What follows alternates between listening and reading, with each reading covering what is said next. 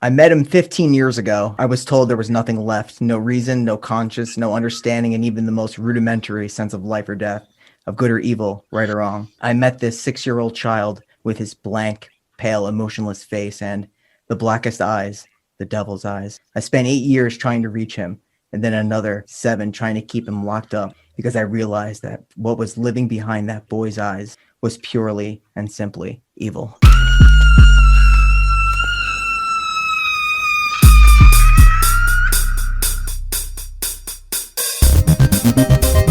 Jason is my son, and today is his birthday. You could have dinner with us. My brother makes good head cheese. Candyman, I get cheese. Candyman, Candyman. We all go a little mad sometimes. Hello and welcome to Two Guys, One Necronomicon, a weekly horror review podcast where we talk about all things horror. We talk about your cult classics to your modern day trash. And today we are ending Halloween. We are ending spooky season with the classic movie, Halloween. And Shane, you have to. You just have to.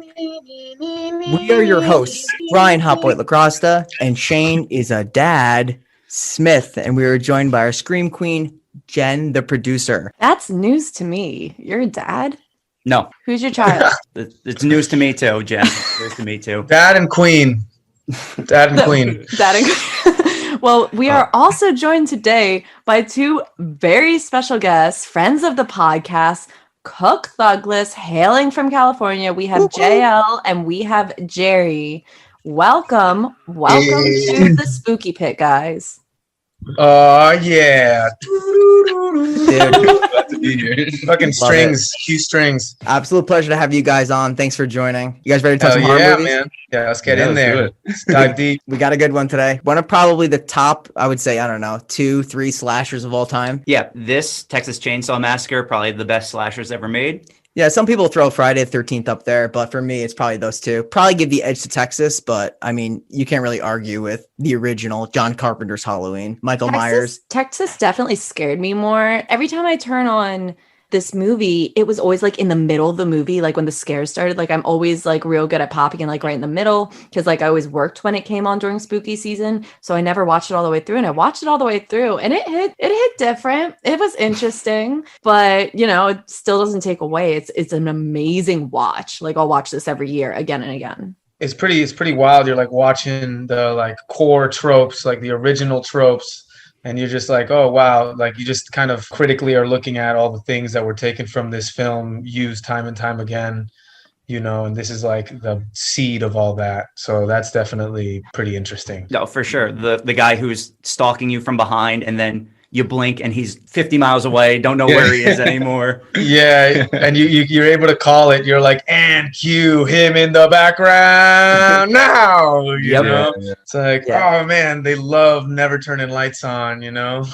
Like, made a great point too about like this being the seed of it all, because I think that this is almost the birth of the genre, because I can only think of one pinnacle slasher movie that came before this, maybe two, with Black Christmas and Texas. Yes.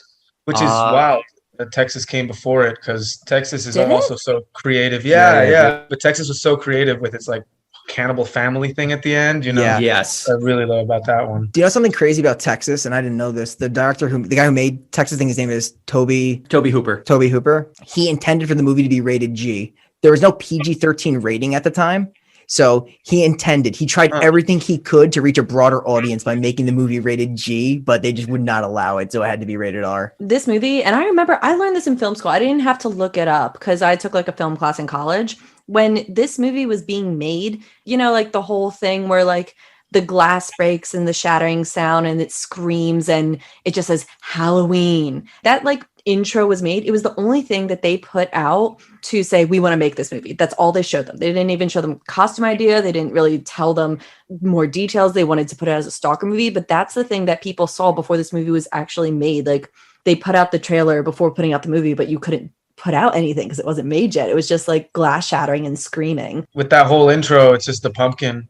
So you can really tell that was like OG, like we're branding this with like the pumpkin, you know? Would look so stock today was invented with that sort of thing in mind, like hard to think that glass breaking teaser was like enough to like get that the $70 million it raked in for like a $300,000 budget.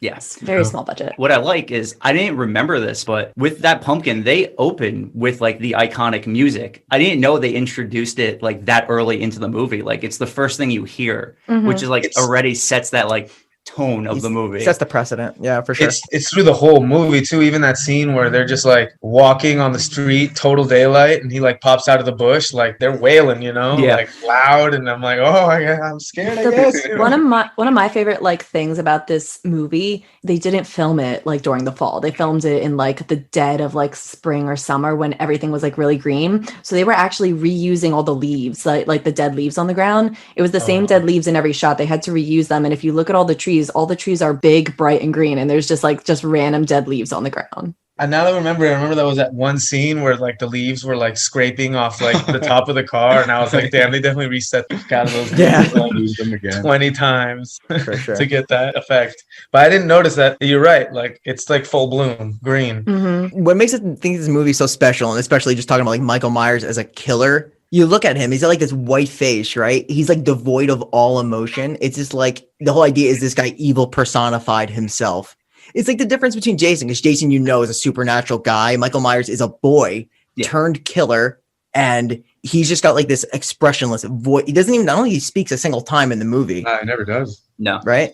No, and he's just kind of like walking real slow. If every victim wasn't just like, if they could have gotten away, because I feel like, he's not very fast. No. One thing I also didn't remember is how much he drives in this movie. Yeah, he steals a car. Yeah, and I was like, I always thought of Mike Myers as like the guy who slow walks, follows them with a car multiple times. He moonlights as like Dale Earnhardt. Yes. Not only that, the dude has very bad vision because he misses with the knife like so 3 times. Yeah. And you're like, dude, maybe he needed the lights on. I feel like we just got to jump into the spooky pit now and just start doing scene by scene because we're getting into it already. And you're right. We're so excited. So without further ado, let's jump right into the spooky pit. Michael Myers escapes from an Illinois mental institution 15 years after killing his sister on Halloween night. Released in 1978, directed by John Carpenter, it's a horror thriller. Stars Donald Pleasance as Loomis, Jamie Lee Curtis as Laurie, Nancy Keys as Annie, PJ Souls as Linda, and Charles Cyphers as Brackett. And like we said, this movie just opens with a black screen, credits, and a jack-o'-lantern and the music just playing. And that's all you get. Yeah, I think the text kind of sets the scene right away. As the movie takes place in Haddonfield, Illinois, Halloween night, 1963, where it all begins. Yes. You're introduced to a couple. You don't know who they are. They're sitting on a couch and they are making out as someone watches them from outside the window. I think it's like a POV shot, right? It kind of shifts to the right, following the couple who appear to move into another room. Like you said, they're making out. Their parents won't be home until 10 o'clock. And then he kind of moves around the corner of the house, gives the person a better vantage point from the window. I think that they hear a noise, right? And they're like, oh, Michael might be around someplace. Yeah. Yeah. So that's why they shift to upstairs, correct? Yeah. Yeah, and you're like wondering the whole time, like if it's because it's filmed like it's the monster, but like you're not sure. The characters can clearly see him and they're not scared. And then he picks up the mask. Can I just say, no girl brushes her hair while naked sitting in front of her? I know, right? No one does that. Movies would say otherwise. Apparently. And can I also just say that we see Michael obviously grab the clown mask to go up before like the big scene happens. This scene is the reason Michael almost had a clown mask for the entire movie. They were in between the original mask that we know today and a very like over dramatic, scary clown mask because of this scene. And they had like the actor trying on the different masks. And when he tried on the one that we know today, the whole room just got silent because it was better to have a face that was more awkward and made everyone quiet than the one that was scary. So that's why they chose this one. I think they made the right choice too, because like a clown mask is definitely more tilted towards a younger demographic. Like younger kids will dress as a clown. I mean, you have some older clowns, but they do that as like a profession. You know, I see some old dude just dressed as a clown, like going trick-or-treating. Yeah, it's not as scary. It's too John Wayne Gacy. We're past that. I heard they spray painted like Star Trek mask. Yeah, the mask is actually William Shatner's face. Yeah, That's true. great. That is true. That's His actually sick. cold, lifeless face. It makes it even scarier, man. Scariest man alive. That's They insane. were I didn't like, know that. it really got him with that one. They're like, yeah. I'm glad he'll be remembered that way. yeah, right. Yes, this is Mike Myers' mask. Archaic face. So besides the clown mask, though, the person also grabs a knife from the kitchen. Yeah, it's like the kitchen cabinet, right? Yes. Mhm. And then they also start to make their way upstairs. And we're once again seeing all this through a POV shot. So we don't know who it is. He's wearing a clown costume. You wouldn't know until he reaches the mask and you see like kind of he looks like he's Like wearing a clown. like a Exactly. clown. And that's when we go into Jen's favorite scene of the naked girl brushing her hair, because that's what all girls do. Totally. She Breasts turns around. perfectly in view. Exactly. And that's when she turns around and she says, Michael. And that's the first time you realize it's her brother. And then she's just stabbed about 8 times. Repeatedly stabbed. Doesn't scream though. Nobody screams in the movie. They all are just like, even that one girl's like, Yeah, they Yeah. scream when they're getting choked. Well, Michael Myers is a choking guy. He likes to choke for a really long time. He's He really likes to into choke. asphyxiation. He Yeah. likes to strangle. It's this thing. Yeah. Gets He off couldn't on do it. that as a little boy in that first one, or else I'm sure he would have started out that way. It's true. He probably just couldn't overpower her, says like the knife's easier. So he then goes back downstairs, perfectly times going outside as his parents are coming home. Great timing. Impeccable timing. Incredible. And they come up to him and pull off the mask. The camera pans out to the scene of the boy, the 2 parents in between, and him just holding the bloody knife. Yeah, and this is interesting because it's like the first time I ever watched this, I'm like, you don't expect it to be the boy. You know it's someone that she knows. Right. And you know that she mentions the name Michael. So if you put those 2 things together, but I didn't put that together. Well, you're not thinking a 7-year-old brother. You're thinking maybe someone older. Exactly. So that Totally. like last shot of like the parents and the boy holding the bloody knife that's still as the camera kind of just pans out, I think is so fucking cool. The mom and dad got out of the car and they're like, Michael. And the mom like puts her hand in her pocket, like, oh, Michael, you did it again. Like just Michael. Probably my favorite shot in the movie because of that sort of like flip twist in the beginning, and there's nothing like a little 6-year-old killer to make you go, oh man. Exactly. Another Yeah, one. you're like, this is the type of movie I'm watching now. Yeah. This is where the director actually really, he made it a point. He didn't want the audience to relate to Michael whatsoever. He wanted to make it a point that throughout the entire movie, the audience wouldn't be able to empathize with Michael at all. So we're supposed to be completely disconnected from him at this point. They don't show his face very much. Like it's a classic, like Mhm. cut right here or shoulder shot most of the time, or just the camera's literally his eyes. And even when it's not, it's like filmed with that voyeuristic kind of like, sliding through each situation. So I think at this point, the scene's now going to transition to 1978, Smiths Grove, Illinois. Again, October 30th. There's a man, he kind of looks like, I think he's a doctor, right? It's Loomis. They're it's in, Dr. Loomis. yeah. So he's driving with a woman. She's dressed as a vampire. It's pouring rain. And he's like, have you ever done anything like this before? And she says, no, only minimum security. That's all I've done. It's a hazy drive. There's a lot of rain. There's a sign on the fence. I think you can see it as the viewer. It's like Illinois State Hospital. So they're going to, I guess you may not know it's a mental institution, but it's some kind of a hospital facility. Yes, he states, and you learn that Michael hasn't spoken a word since he's come here. 15 years. Yes, it's been 15 years. She asked, she's like, what should she give him? When brought in front of a judge, like, what should she give him? He's like Thorazine, barely be able to stand up at all. Mhm. He'll just, be pretty sedated, but that's the plan. He never wants him to get out of this mental facility. Yeah. Of course, it doesn't go that way. They drive up to the hospital. It's dark. The audience, you can just see like white gowns outside. I guess this is a thing where like patients would just hang out outside. No. No, it's not. No. I was a little confused too. I was like, okay, what, like they all like escaped or something, or like the Yeah. lights came off because it was like lightning there. And then she asked, like, do you guys just let them hang out outside, like in the rain? Yeah, no, they escaped. Like Michael just like decided that was the night. They all escaped. They're not supposed to be out there. It's just so interesting though, because they're like standing still. Yeah. Well, I mean, it's supposed to be like a 1970s representation of like an insane asylum. I So get it's it. like they're in this like catatonic state almost. Like, Yeah. I think that's how they're trying to show it. Yeah, Yeah, the one flew over the cuckoo's nest kind of like on. Exactly. totally. Yeah. I I said have it. a please explain to me. So we got to get through this scene because my please explain to me is in this scene. We're getting there, Jen.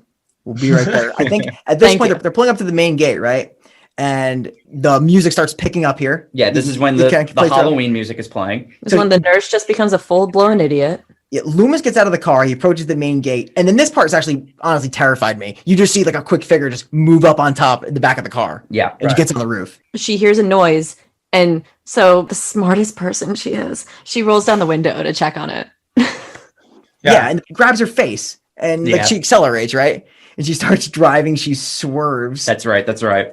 Then he palms the car. So she opens the window, he grabs her face, she moves to the other side, and then he like palms the glass. Scrambles out of the car, right? And the patient actually just Yeah. hops in and drives away. Yeah. Which is my please explain to me. He's been in here for 15 years since he was 6. Well, How they're does he trying know how to drive? Kind of mention that later. They try and like explain it, but they ask him like, how does he drive? And I don't even remember what his response was, but it was like a super vague, like, I don't know, it's just a car. Like, Yeah.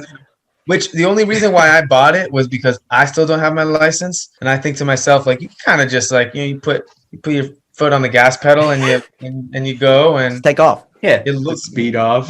crash at a certain point, get out, steal another car and kill the passenger. I mean, sure. My other please explain to me would be that GTA. when he palms the window, he breaks the window. I went back to rewatch it just to make sure, because the rest of the movie, none of those windows are shattered unless he just like push that window out, because it's not like that through the rest of the movie. And I was like, I don't know if that was just a mistake or Okay. Yeah, That's he a just good had point. Super And I'm going to human. say it's just a mistake. yeah. It's like the devil inside of him, he's like possessed or something, but then like he gets weaker as the movie goes on and he can't like Does really- he? He does. I mean, Well, yeah, that's like later on, but yeah, like later on he's like trying to open the flimsiest closet Yeah, and he's yeah, just yeah. like Oh. this closet, it's really in my way. That's right. My downfall, this closet. And she's Yeah. like But you're right, because at that point, that's when he like keeps missing his stabs. Like, yeah, it's like this he starts- professional killer for like the entire movie, and then at the end, he's like forgot everything he knew how to do. yeah, he just like stabs like with her arm, and then like she hits him with the hanger. The hanger, yeah. Like do the hanger, and the hanger takes him down. He drops the knife in front of her. I'm like, this guy's easy to kill. What do you? Yeah. In all fairness, it's not like he's a trained killer. He's only killed once prior to leaving. Which is a good point. Yeah, but why is he that's so true. good at it? I have a couple qualms with Laurie when we get to those parts, because there's a couple parts where I'm just like, wow, you might actually just be stupid. But This is a scream at your television type of movie. Yeah, in a yeah. lot Sure. of moments, it really like gets you being like, come on. and we're currently screaming at the television because Michael got away with the car. Oh Yeah. yeah, you're like, oh well. No, Loomis ain't catching him. Yo, it's funny because he goes over to her. He doesn't even help the other lady up. He's too busy thinking about Michael Myers getting away. He's like, he's gone. The evil is gone from here. Yeah. Now, I want to ask, do you think Michael had to kill to get out of there? Like, how do you think he Yes. even Oh. escaped? Because they really don't ever explain how he escaped. This is where I think this is like the devil stuff, that he's been planning this whole day, Mhm. which the doctor mentions. Mhm. And then that night there happens to be like an electric storm that I guess hits some sort of generator and opens up the cell. And that's kind of how my mind kind of filled in the blanks. Like, this is some fated destiny sort of situation. I think in other movies we see, is he like back in the institution and we see him getting out or something, or is that a different horror movie I'm thinking That is of? the Rob Zombie remake of Halloween. Which is Gotcha. the one where they spend like an hour with him as a kid, right? Correct. He's like walking Yeah. through the woods Right. and the other kid's like, your mom's a stripper. And then he beats him with a stick. And you're Yeah. like, Yeah. More backstory than I ever needed on Mike Myers. I love that. That was what I loved. I've actually seen a couple of the Halloweens after, but I've never seen the original. So, Perfect. kind of had the context of all the other Halloweens and then seeing how they just like made his whole backstory like one sequence in this one. So you had the Yeah. backstory before even watching the original, which is pretty cool. Yeah. Well, in that one, it was like this whole like blue collar thing that was way more fleshed out. Where in this one, he's just like a suburban kid, Yeah. Yeah. Yeah. like a whole different world, even universe, parallel universe of like Mike Myers, like growing up in like, I don't know, the cornfields of Nebraska with like a single mom. You know? So true. Well, Children of the Corn must have been a good one then. Yeah. I still got to watch that one. You could skip it. it ain't that good. Oh my Well, God. then in that case, I'm going to request that we watch it.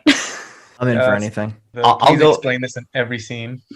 Yeah, exactly. Just a side tangent now for Children of the Corn. It's not good, but there's a kid in it. I think his name is Isaac, and he talks in this like demonic voice the whole movie, and it's so fucking funny. Is it? Oh, it cringy? is. It's great. He's like, the devil shall come take you all. Oh my god. It's a great Oh, impression.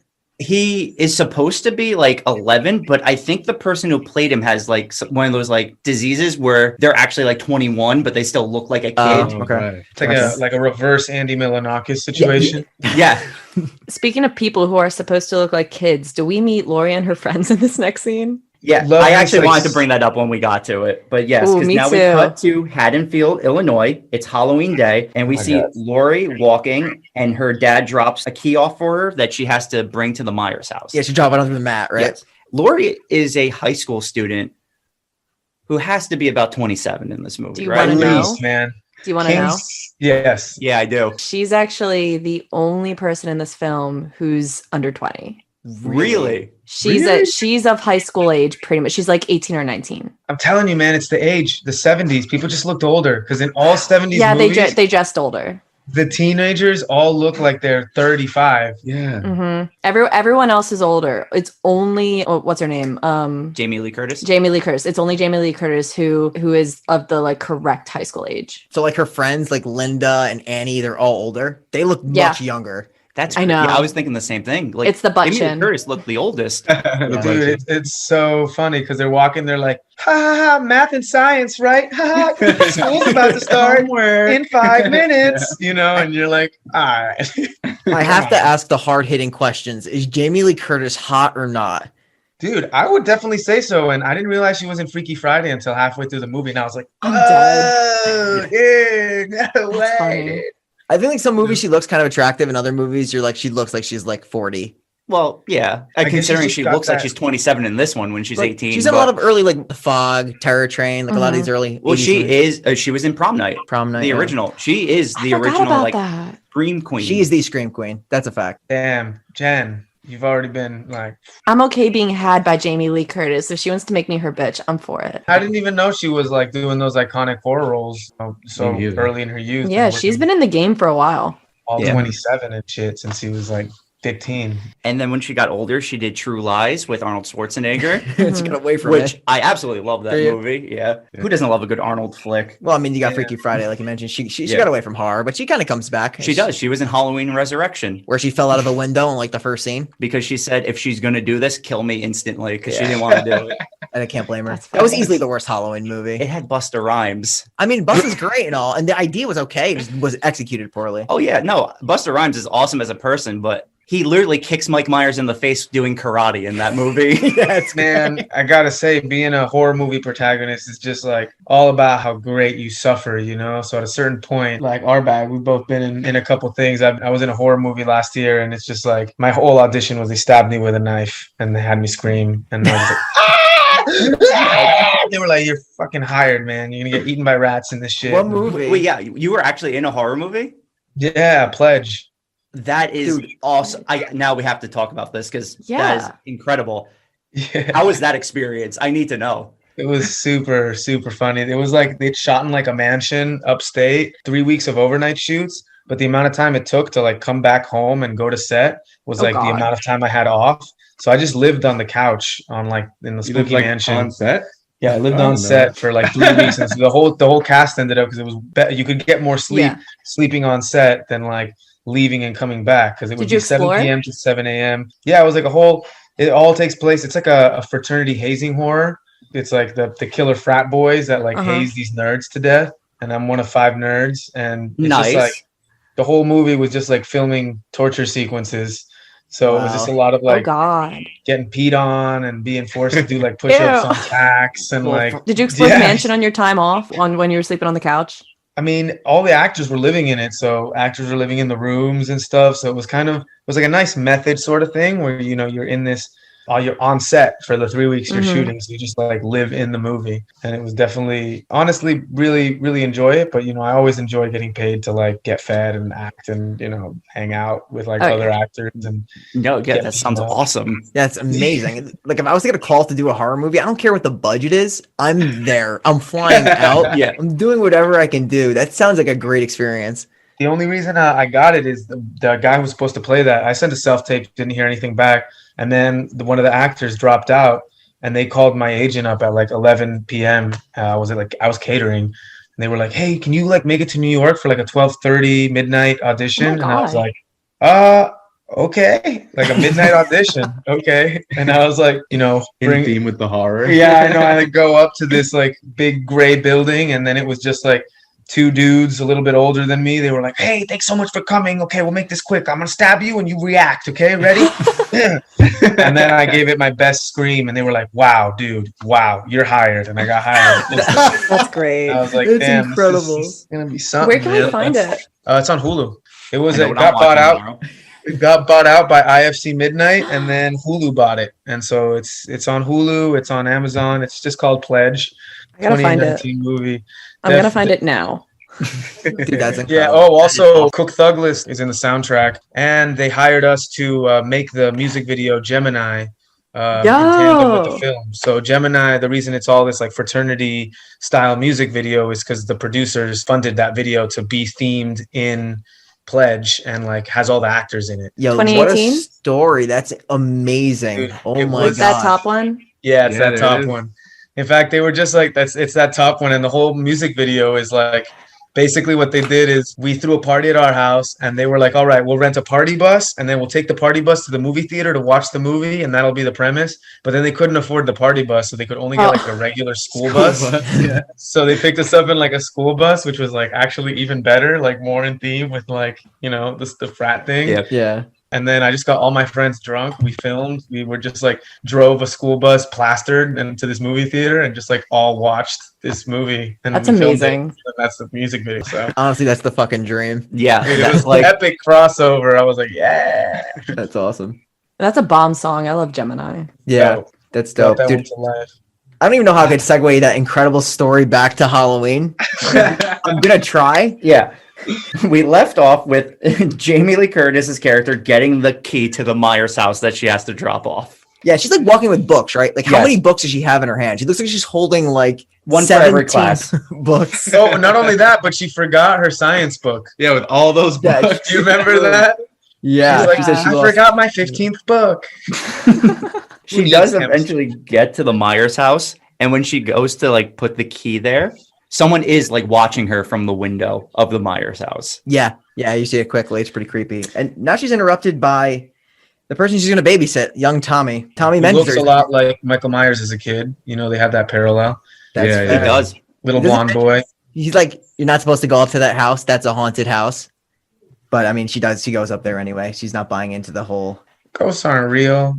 Chill Yeah. out. Boogeyman isn't real. That's Yeah, that's yeah. a big theme of this is that she keeps telling Tommy that the boogeyman isn't real. Yeah, She changes her tune at the end of the movie, but right now that's what she believes. he's our introduction to the whole idea that this house is not right. That it has some history. So I think that was pretty cool. She does say goodbye to Tommy. She continues to walk off to school. I think she's singing, right? And then there's like a long scene of like her walking, and you see like the back of a figure who obscures the And shot. she's singing The Two of Us. Yes. We watched this like a couple hours ago, so that's like fresh. how we like, That's like one of my favorite things that movies do when they put like things kind of in the background that could be cast off as like just like fill for like the movie while something intense is happening. Like you just said in her song, what are the lyrics again? Like wanna be Just the two alone of us. together. Yeah, just the yeah. two of us.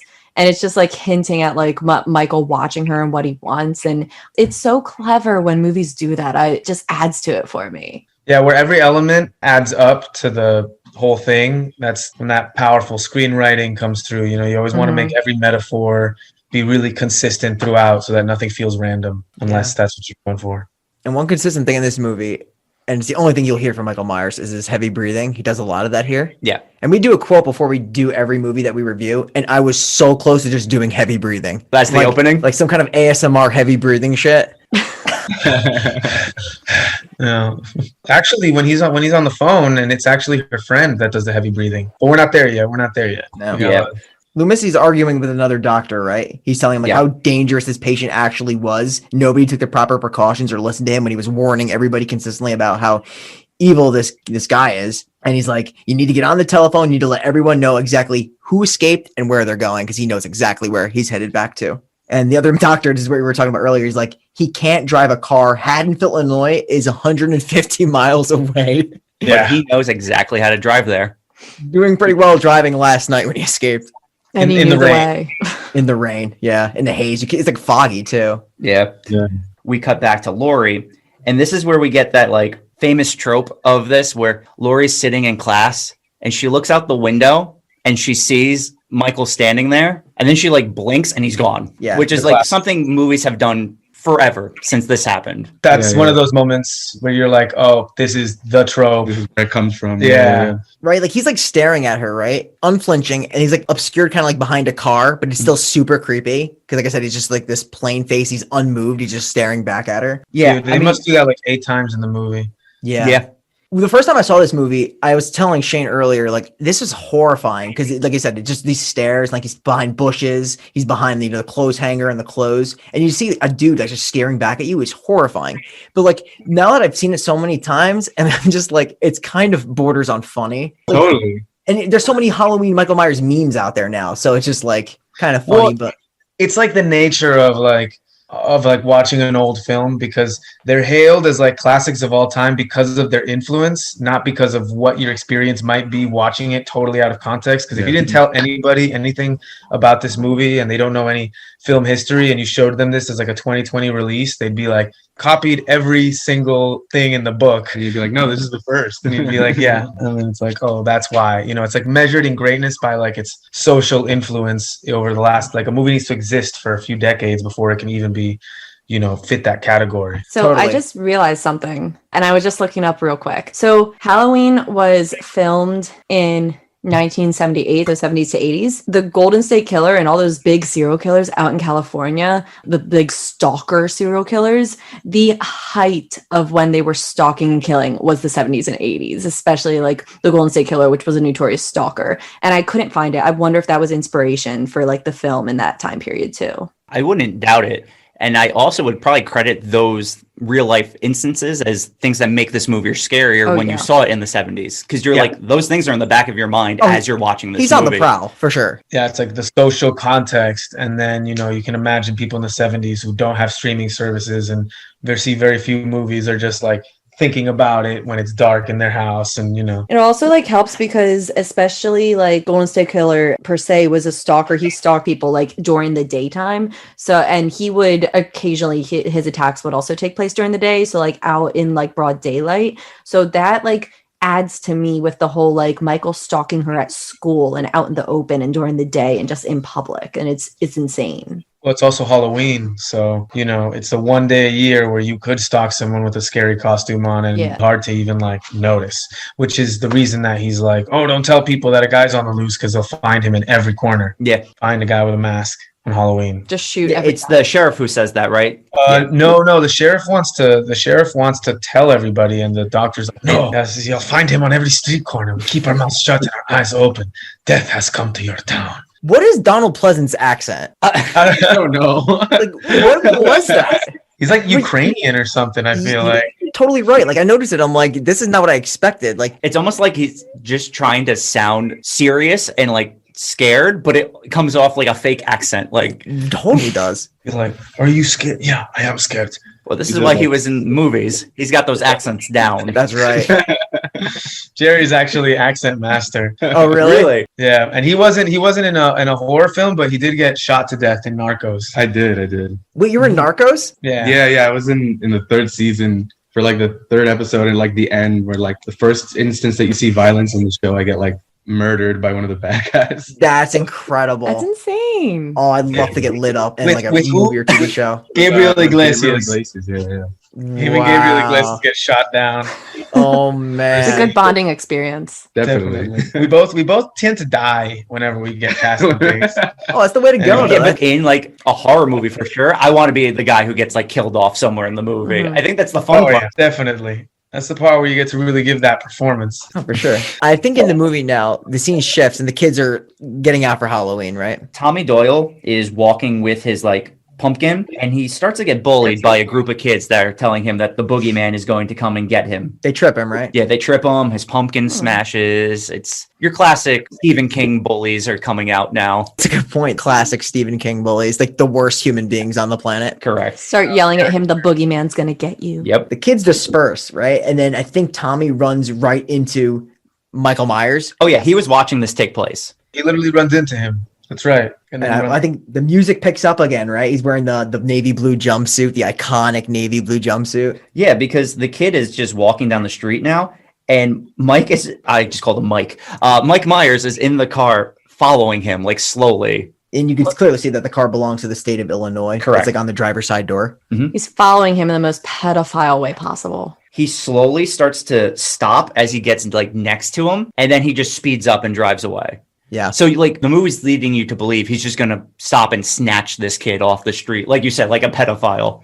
He doesn't though. He speeds up, he leaves, and that's where that scene ends. Yeah. Next scene, I think, is Loomis on a payphone, like To be. on the side of the road, warning a police officer. You know, his escaped patient is heading to Haddonfield, Illinois. He walks by an abandoned car, right? He notices like the white gowns, a pack of matches. It says like Rabbit and Red Lounge logo. Yeah, it's like, I've been here. These are my mile markers. And then it's supposed that like he's like, oh, he's in different clothes now. Like he's not in his patient clothes. And then it zooms out as soon as he realizes this. He doesn't walk any further, but it zooms further out. And the guy who probably previously owned the blue jumpsuit is in the bushes and dead. Michael killed him and took his clothes. bright red blood from the 70s where like Yeah. they like get the textures right Like and they didn't have ketchup. like any prosthetics, so they're all like they always just have like more. I think that blood is so special. I love seeing I love that it. like high, vibrant red blood. I'm watching like an Italian like Dario Argento film where Totally. he's vibrant red colors.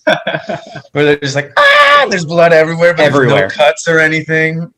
It's all that practical shit. It's just so special. Yeah, I'm a Can't sucker replace it. for practical effects. I'd prefer it over CGI. Definitely. It has like a charm to it. Oh, for sure. You can never really get that feel of a practical effect of CGI because you know you get that like puppet camp kind of situation. Exactly. That is like famous for. That makes that such a special movie. You know, real puppet sculptures is always like funner to watch than 100%. It's like watching John Carpenter's when he did The Thing, and you actually see like Yeah. the head rip off, and you see all the veins, and it's all done with like real like rubber and things like that. The body horror is incredible. Exactly. That genre is awesome. Which, fun fact about this movie, in a scene later on, I know I'm jumping ahead, but we've done it enough times anyway. One of the characters is actually watching the original movie of The Thing. The Thing. Yeah. Carpenter would go on 6 years later to remake that movie. True. What year is the OG Thing? Like the 50s?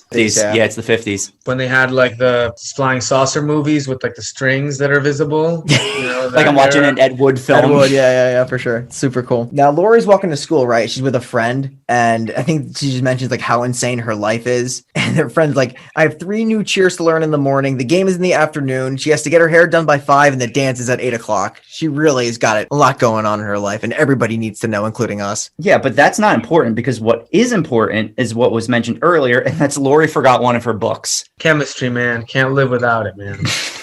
Class starts in 5 minutes. I think the big part of Laurie's character is the fact that she's like doesn't do anything like ever. Yeah, no, they basically say she's boring. She's boring. She's got like nothing to do ever, and she's like always looking for something to do. It sets that trope of like the virgin is the only Yeah. one who survives in the movies, you know? Exactly.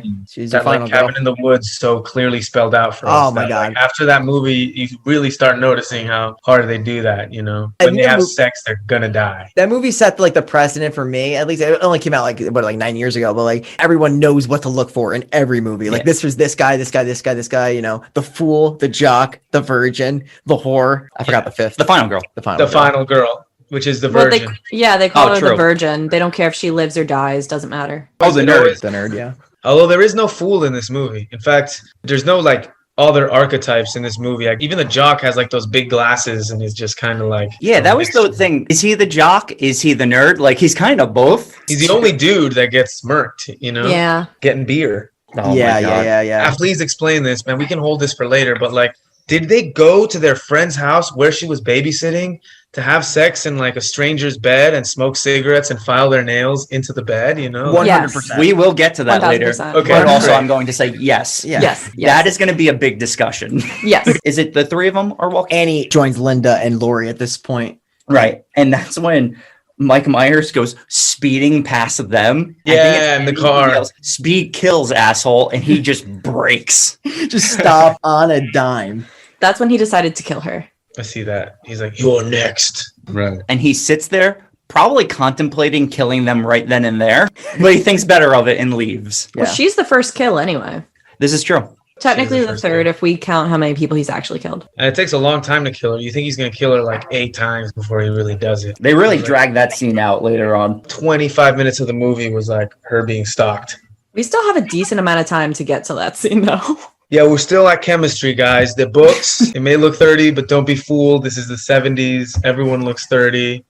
That's a fact. To kind of get along through this walking scene, Laurie's just saying how she's babysitting Tommy Doyle tonight, so she can't go out. Linda gets to her home and she leaves. Laurie and Annie keep walking, and that's when they see Mike Myers standing behind the bush. This is like the ultimate meme for Halloween. Yeah. So he's hiding behind like this hedge, like half obscured, but she's like looking at him. And at this point, she's like seen him a couple times now. Yeah. So you'd think that maybe like, okay, well, someone's following me. I should probably tell somebody, but she doesn't. He walks out of view. Doesn't he like sidestep back? He has to just like sidestep over because he's just gone. He's just gone, right? Because then Annie says, "I'm going to go check it out and see who it was." So Annie goes back. She walks behind the bush and she's like, "Oh, Laurie, someone's here. Someone wants to talk to you." And Laurie goes over. I forgot what Annie says here. She starts like going off about like, "Oh, he wants to go out with you. That's like, right, that's oh, right. He finds you so sexy." You know, later on in the movie, I was like, "Man, if this guy's walking so slow, how is he disappearing like this, man?" He like Homer Simpsons into the bush. That's Like, exactly what it is. Lori walks over there, right? She does. And there's nobody there. Correct. And she's like, oh, guess just scared another guy away. Guys So think you're so mean. smart. She's like, I think you're a wacko. So they're just making Lori to be, like you said, like the virgin, like kind of like smart girl. Yeah. That's her archetype. They keep walking. Annie gets to her home. And then Laurie's walking by herself now, and she bumps into the sheriff. Yeah, Mr. Brackett, I think is his name. He's noticing how startled she was. He tells her, it's Halloween. Everybody's entitled to one good scare. Yeah. Not going to be your only, but He's really creepy about it too. He's like that guy who's at the bar way too late, like way too old, and is like making a joke you don't think is funny, and his like breath Oh. smells bad, you know? his breath has to smell bad. All I their don't know. parents look like pedophiles. Yeah, man, it Yeah. looks like his breath smells bad. Like when I watched it, I was like, ew, man, is this the monster? Because he's like wigging me out. They all just look greasy. All the parents look greasy. Walks into her house, right? She walks into her room. She looks out the window, and guess what? Big old Mikey is sitting behind some clothes by the clothesline.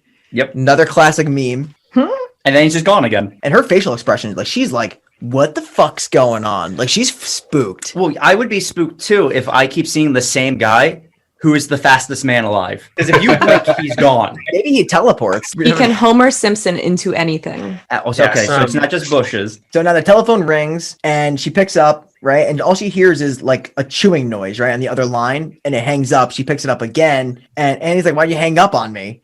And she's like, well, now you hear obscene chewing and you're losing it, Laurie. You're going nuts. Laurie's like, I already lost it. And she's like, I doubt that. It's like supposed to be like a fucking terrible joke. Yeah, again, their sense of humor is like so dad jokes, Yeah, that 70s humor is just not hitting. No. Not Not hitting. in hitting. 2020. Didn't stand the test of time. Gee willikers. Okay, Scooby-Doo. Might as well, Gosh darn. Jinkies. I'm going to say Scooby-Doo holds up, though. Yeah, of course. Scooby-Doo is still incredible. Michael Myers is a Scooby-Doo monster. He is That's a right. Without a Scooby-Doo. doubt. Yeah, for sure. Walks so slow, just those classic like I'm gonna get you eventually. Eventually. No doubt. But Annie's picking up Laurie at 6:30. Now the scene's gonna cut to Laurie walking outside. I think there's like a strong wind. After a little waiting, she's picked up by Annie. She almost immediately hands her a joint. So like She's smoking up. The scene cuts to Loomis now, and there's a man who appears to be like an undertaker, I guess. A gravedigger, I guess. something like that, I would say. Where are we going? Undertaker, gravedigger? Both. Okay. Yeah, and I think I was like coming in and out or something because at that point he starts talking like, oh yeah, that guy just picked up a hacksaw, and wow, he's like telling all those creepy graveyard guy stories. He's telling like a murder from like a different town. Yeah, Right. I think he's talking about Charlie Bowles 15 years ago, finished dinner one night, excused himself from the table, went to his garage and got a hacksaw, went back in the house, kissed his wife, his 2 kids goodbye, and then like Loomis interrupts him. He's like, I just need to know where to go. Like, please take me to the grave. And I think they're going to Judy Meyer's grave, right? Row 18, plot 20. Which he will then find out the entire gravestone is missing. Like, it has just been dug up and carried away. How heavy are those usually? Extremely. You need a machine, Yeah. right? Yeah. I would you assume can't like carry it. one person can't just pick it up and dig it out and carry it away. You'd think. Also, the whole coffin and the body is in there, right? No. No. No, There's it's just the gravestone. headstone he took. Okay. It would be a much bigger hole. This is like a square plot where the gravestone. Why do they do it? Those darn kids. They'll do anything for help. Oh yeah, that's great. That's like, oh yeah, these kids are just going around stealing gravestones. Like I that's know. funny Just like they prank. always fucking do it. Like every Halloween, they just take another grown. Really reminds me of the good old days when me and Jerry, fresh 18, going to cemeteries. The classic move. You know. Are you guys saying you stopped doing that at 18? Because me and Brian take a gravestone every Halloween. Oh, dude, then we gotta get together. You know. You should see our garage. Oh, damn. It's like, yo, like, my friend fucking died 3 years ago. We can go get it right now, man. Put it in her mom's house, bro. She'll be Oh, great. Jerry had to leave for that one. Could do it. Oh my god. So like Brian was saying, Lori and Annie are in the car together. And what I like about this is that they're listening to some Blue Oyster Cult. They are. Yes! Don't Fear the Reaper. Don't fear the Reaper. I guess they're indicating Michael Myers is the Reaper. Like that's Yeah. supposed to be the. Mhm. Nice. Lori's struggling to smoke a little bit. She's having a hard go at it. It's hitting her a little different for sure. 'Cause she's a virgin, right? Yes. Yeah, she has no idea. But it what she's wasn't like doing. was it her first time? Not like obvious, right, or anything? They don't say it's her first time smoking, but it kind of looks like it. Or Yeah. that she just doesn't do it often. It could go either way, I really. think that just adds to her character of how much of the good Right. girl she is compared to everyone else. She hitting that loud and can't handle it, you know? No, it's just way too loud for her. She can't handle that. Like Bose speakers. Well, they're hitting it so hard they don't realize they are being followed the entire time by Mike Myers. That is true. He's trailing them in that car. Yeah. And if I'm not mistaken, Annie runs into her father, right? Yes. She's like, ditch the joint. My dad, and her dad's the cop. Yeah, and Lori's like freaking out that they're going to get caught. No, she's just coughing. apparently- She just can't get it together. Yeah. I gotta ask, does the town of Haddonfield, Illinois have the worst kids on the planet? Because they're like the hardware stores broken into. I'm pretty sure it's kids. Yeah, like really I suburban, feel like bored kids. Yeah, I feel like that was the mentality of the 70s and 80s. Like, blame the kids for everything. And, like, no one really cared what they had to say. So it was like, oh, well, it's you kids. Yeah. Forgot what was stolen. It was like a couple of like tools, right? Like rope or something. Masks, knives, and rope. And then he goes, Three items who else would stolen. it be? Who do you think it was? Like, oh, obviously kids. Like, no? Yeah. Are you kidding me? Yeah, if kids are breaking into a store, knives and rope, I don't think are the two things they're going for. I doubt it. You're gonna actually take a rope, like what to asphyxiate? Like you're gonna take a knife to murder? Like these are pretty like exclusive things to murdering Yeah. people. Yeah. They're very specific. Rope and knives. Yeah, exactly. It's like very deliberate. rope, knives, gasoline. My tombstone. Fucking I kid. think the girls drive off. The sheriff is approached by Loomis. Yes. The camera shot stays on Loomis, right? As the car driven by the, Michael Myers. He drives right by him. He just goes completely unnoticed. Like that's a cool shot. Like I said, Loomis says he needs to speak to the sheriff, and the sheriff says he could speak with him in 1 minute. He just has to like take care of this first. So Loomis waits there for him. I think that's when we cut back to Laurie and Annie talking about the dance. Annie's kind of like, Laurie, you should go. Who would you go with? And this is when we bring up the name Ben Tramer, Yeah. who is in Halloween 2. And I didn't realize how much he is mentioned in this movie. Yeah, they like hype him up. They hype never show up. him. Have all of you seen Halloween 2? I In haven't. a while. Okay. I saw the one that was like the backstory, the big remake. No. And then I saw one when I was younger with my dad, which I remember was just like so gory and like sexual to like the max. Like the sex scene death in that one is that like she's riding the guy like full frontal nudity and then gets stabbed through the back of the head or something or like in the chest. Is and the that knife comes out. Resurrection? I think that's Resurrection. Yeah, I think it's Resurrection. Okay, because it's definitely not Halloween 2, because Halloween 2 is also more of like this kind of like modest. There's kills, but it's not like over the top sexual and over the top blood. And right. Like it's that. like super modest, right? Like minimal nits. Exactly. So the only reason I want to I don't think there's bring no up modest. Halloween 2, because in this movie, they constantly mention like Laurie would ask out Ben Tramer. Annie calls Ben Tramer, who says yes to Laurie. And there's all this Ben Tramer talk, but you never actually see who Ben Tramer is. Yeah. In Halloween 2, when they're searching for Mike Myers, Ben Tramer is in a Mike Myers mask. He gets hit by a car, dies, and they say that was Ben Tramer. And that's how they write the character out of the movie in the second one. They build him up for that. Yeah, he's like built up as this character.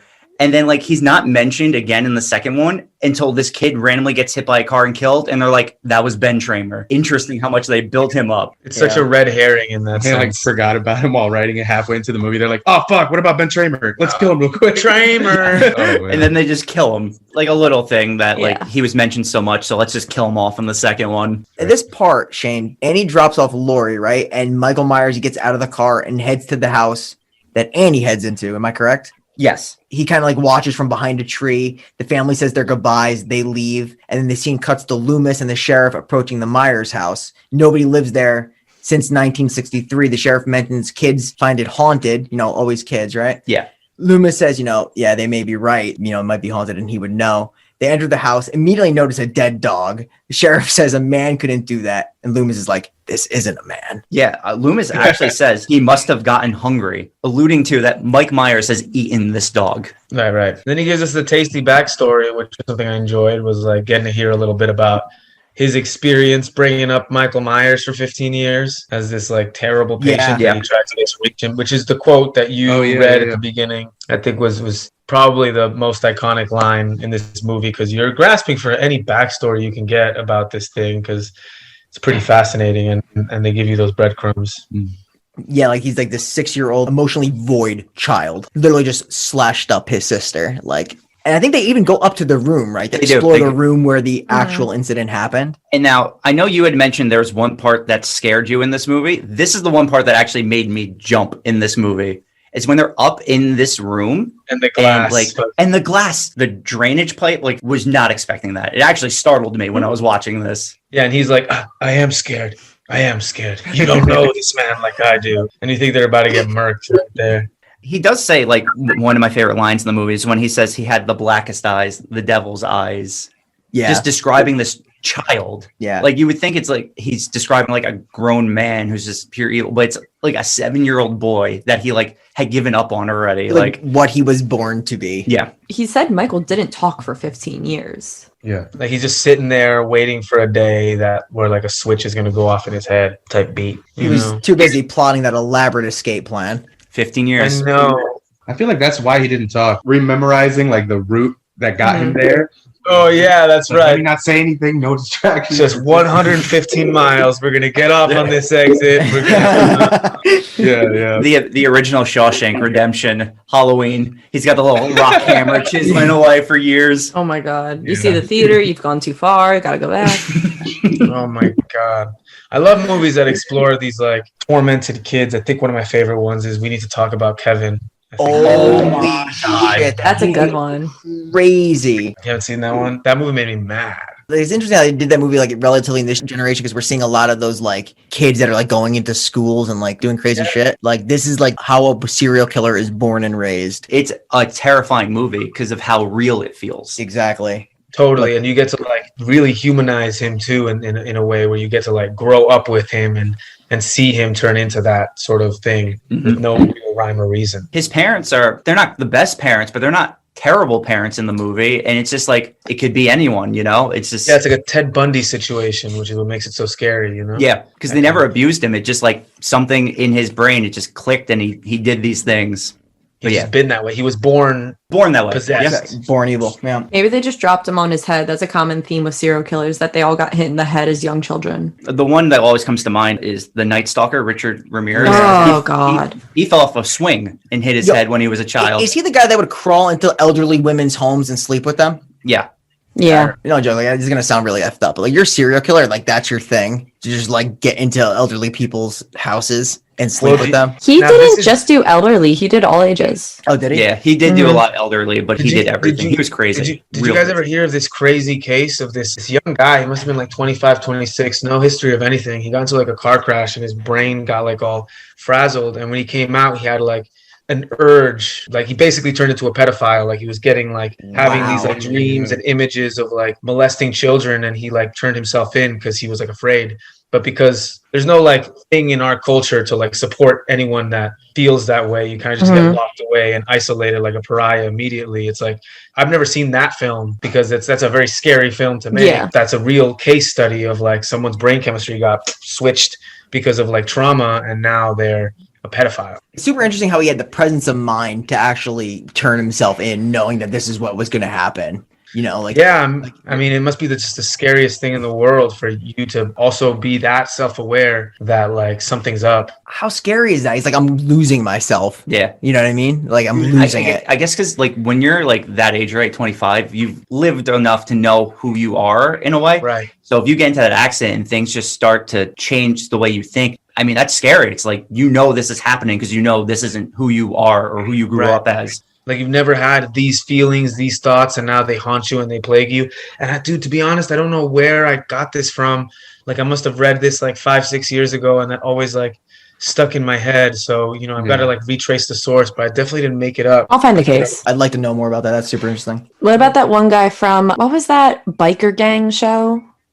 Sons of Anarchy? Sons of Anarchy, the one actor on that show that had also gotten into an accident, and it was never proven that they had brain damage. They didn't check it, but there's been cases of brain damage similar like that where he kind of had a psychotic break in the place he stayed at. He killed his landlady. Oh, wow. I didn't even know that. I'll have to look it up and I'll text it to all of you later, but that was a really insane case. Like that Netflix documentary of the football player. What's his Yeah. name? Aaron Hernandez. Yeah. Yeah, Aaron Hernandez. That was the Yeah, same thing. Like when you get knocked in the face, of, You just start killing people. You just knives out, man. or- Destroys your brain. Yeah, that's crazy. Yeah, I usually try and bring a case into every episode. You just sneak one in there. I sneak one in there every time. Really good horror is always scary because That's the it's truth. connected to something very real. You know, as adults, it's harder to scare us with like killer Yeah. clowns from outer space, which we just saw. Oh yeah. Going to go off on like connecting like these movies to serial killers. One of the biggest ones, like we mentioned, is Texas Chainsaw Massacre is loosely based off of Ed Gein and Yeah. like what Ed Oh, Gein yeah, used to do. The skin with, like dude. wearing skin. It's a little skin house, his skin couch, his skin lamp. Not to make it too Texas Chainsaw, but like I just loved in that movie how they made that guy like almost like a scared little baby. Oh yeah. Like every sound he'd make, he'd be like, Yeah. Man, that made it so much more like real and scary for me. That's a fucking really raw movie. That's why I love it. It Yeah. feels so real. Gritty. Ahead of its Dark. time, man. So now transitioning back to the movie, we cut to Laurie, and now it's nighttime, and she is reading, I believe it's King Arthur to Tommy. It wasn't the comic books?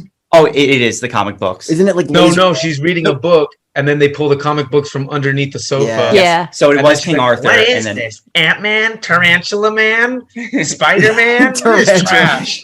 And then he asked her about the boogeyman. and they talk about that. And is this where she tells him the boogeyman isn't real? Yeah, which I think she mentions it a couple of times. I know the phone rings here, Yes. and I know it's Annie. I think she's getting barked at by the family dog Lester. Not that that's important, but I have it here. I also have it in my notes. And outside the house, Michael Myers is, staring up. He's staring there for a while. He eventually moves. And he tells Laurie, she spoke to your boy, Brent Tramer. Ben Tramer, my favorite subplot. And he's excited to go to the dance tomorrow with her. He's pumped. He's ready. Poor Ben. And I think Tommy looks outside, right? And he sees Michael Myers just staring, looking at the house in the distance. Yeah. It's so creepy. He interrupts Laurie. He's like, the boogeyman's outside. The boogeyman's outside. And then Laurie looks and no one's there because he's either knows how to teleport or he's super fast, even though he does walk slow for 3/4 of the With that movie. one, they spend a lot of time like not looking out the window. He has to like convince her to look outside. She's on the phone talking to Tramer or I don't know who, somebody, and then Trames. boy B, Teacher. great tattoo, B Tramer, for like. Yeah. Michael's just Homer Simpsoning into the house. Yeah, right. He's staring through Annie's window and she's on the phone. I think she spills something on her clothes. She hangs up and then she starts undressing in the kitchen. Yeah. Oh, yeah. As one does. Yeah, of course. He's Do breathing that. heavily outside. He's looking in on all of this. She puts on one of these like oversized, like button down shirts You know, that the girls wear after they have like a quick one-nighter with a dude. They wear like these really long shirts. Boyfriend shirt. Exactly, the boyfriend shirt. I think he breaks a flower pot, right? Well, he definitely breaks the dog because the dog is outside and starts barking at Mike, and that dog stops barking pretty quickly. Dude, and That poor was dog. such bullshit. She goes, I guess he found like a little lover. Wow, I guess he's good now. It's like you get worried and you fucking search out for the dog. Yeah. What's the girl's name that she's babysitting? Lindsay. Yes. Lindsay. So she's calling Lindsay, and Lindsay's just like ignoring the hell out of her. I'm like, this girl could not give a shit about you, honey. You've been calling to her like she's the dad that's supposed to fix everything in her own house, and you're just there to eat and make sure she doesn't die. Yeah, and this is where you're like, oh, she's definitely like a goner. Like, this is it. We're going to see her get, Yeah, pretty much. moderately gushed. Yeah, exactly. Right now, we cut to Laurie, and she's watching the thing. Laurie and Tommy talk about like the boogeyman once again, because that's just like their favorite thing to talk about on Halloween night. And making jack-o'-lanterns. Exactly. And that's just that little scene. Then we go back to Annie, and now Annie's going to the garage to wash her clothes because of the stuff she spilled. And like you have been saying, this is where, again, you think Annie's going to get killed and doesn't. Right. It constantly happens. They lead you to think it's like, okay, she's going to be the first one of the friends killed, and then she just gets locked in the garage. Yeah, because he's like standing there behind the door. She goes over. There's nobody there. And then she thinks like Lindsay's playing a trick on her, right? Yeah, she thinks Lindsay locked her in, but it was actually Michael who Clearly, locked her in. Lindsay is like super like unfazed by anything that she's doing. She's just like on the couch. Like she wants nothing to do with her babysitter. Yeah. Yeah, our babysitter's kind of a jerk a little bit. She is. She's screaming like that for Lindsay to come, but Lindsay just does not hear her. No, completely ignores her calls for help. And now I think that like the killer's kind of like coming up behind her, just like you said, that you think he's gonna kill her. Phone rings, right? And this is where Lindsay answers, and it's Paul asking for Annie. yeah, she's washing clothes. She goes outside to the laundry room, yells, Paul called again. You just hear Annie And- like scream, "Ow!" Right? She's like, "Ow!" from the room. Effortlessly like just stuck in the window at this point. That's probably why Lindsay doesn't care about Annie whatsoever, because Annie probably spends all the time babysitting her, just talking on the phone to Paul. So Lindsay's like, I don't really give a shit. Like, what are you saying? Everyone's got to please explain to me, right? How does she get stuck in the window like this? It looks like she wedges her foot in whatever that Shelf. metal thing is. I can't think of what it would be called. Yeah, I know what you're talking about. It's like it has like shelves on it. Shelves, metal exactly. I shelves or couldn't think of what whatever. it's called, but it's like she wedges her foot and it like so she can't push off to go through the window, so she's just stuck. She's just wearing rain boots with like her boyfriend tee. Yeah, exactly. When what's the little girl's name Annie, again? Lindsay. Lindsay. When Lindsay helps her out, I was like, how did she help her out? Like it was the same. Like she just like I don't know, got unstuck from it. Lindsay's funny though. Lindsay helps her out. Annie swears her to secrecy. When the phone rings again, they're back in the house. It's Paul. Lindsay immediately blabs that she got stuck in a window. It's great. For the panty shot. Oh yeah, that was there. Boner check. 70s. We're good. So Paul's like, parents are gone. I think upon saying this, you still again see Michael Myers hanging outside the door. He's looking in once more. Annie turns around. He's no longer there. And Paul wants her to pick him up. It's time to hang out. I mean, Annie's naked. So it's a shoo-in. She has to die at this point. If you take your clothes off, you're dead. Annie's They have some naked at Sexy this point? talk. Just the Well, shirt. she's already undressed. They're having a little sexy talk too. She's like, I talk about a lot of things, but let's not talk about them. That's right. That's right. Yeah. She's like, why don't we do what we're talking about? And then Michael Myers is in the back, and you're like, oh, now she's getting murked. This time. Passion is building up. We're getting somewhere. We're getting somewhere with this passion. All this sexy talk is getting me all hot and bothered. And then the kid's also involved, so you're wondering if they're gonna kill a kid in this, and you're like, dang, that's ballsy. Kids in the mix. Yeah. Luckily, right away we realized they aren't, because Annie, being the best babysitter in the world, instantly dumps Lindsay on Laurie. She calls her up. She's like, "She's your burden now." Right. She has to like kind of like talk Lindsay into it by saying like, "You can watch TV with Tommy Doyle all night." Yeah, right. They walk her across the street, right? And like Laurie's like, fine, whatever. Like they drop him off at Laurie's. So now Lindsay and Tommy are on the couch. And I think Laurie's carving up a jack-o'-lantern, right? Yeah. Annie tells her she's going to pick up Paul. Will consider calling back Ben Tramer in the morning. That's the deal. She has to watch Lindsay, and then she'll call off the Ben Tramer date at the dance tomorrow. You go That's bring the movie. Paul, and then she also invited her other two friends to To come also like bang in the next room. to or just some do shit. like a lot of Exactly. banging in this strange Yeah. house. 100%. Paul wasn't going to be able to hang out that night, but Paul's parents went away to Yes. some party. So Paul said Andy could come pick him up and his parents would never know. That's why he's now able to go over there. Yeah, Which he was is- So grounded. it's a little like subplot. Yeah, It's he was hilarious. grounded. All these kids looking 30. It's just like You're grounded? Yeah. It's like parents are out. This is- you know? This is Halloween, and the whole premise reschedule things so they can have sex with their boyfriends, all while they're getting stalked by a serial killer. Correct. Yeah. Yeah, that's what it is. These kids, man. Also want to throw out an interesting fact again, just because I like doing that for these movies.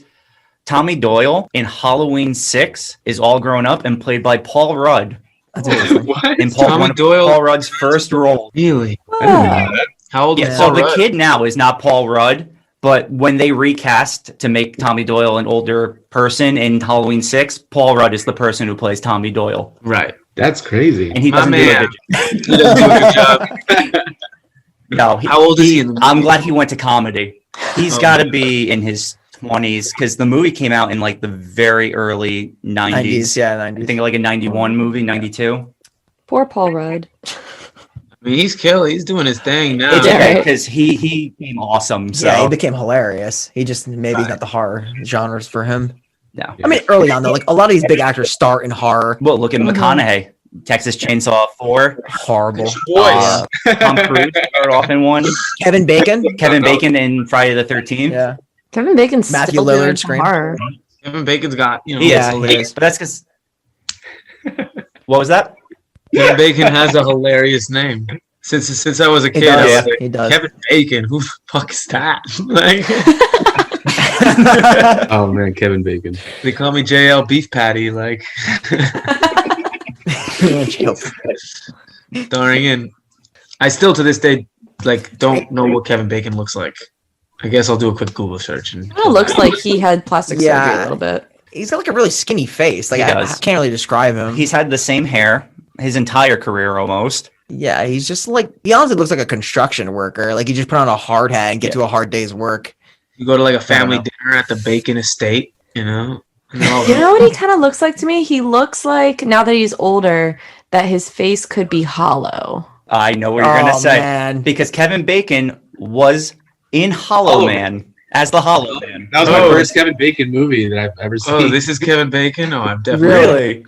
References. This is Bacon himself, Mr. Bacon. I just He was in looked that it up. TV show, right? The Following. Yes, he was in Yes. the following. Okay, then I'm gonna call He was him. also in Mystic River, which is like Oh, an man. incredible That is movie. good If you movie. guys Wait, haven't who does he seen play it. in Mystic River?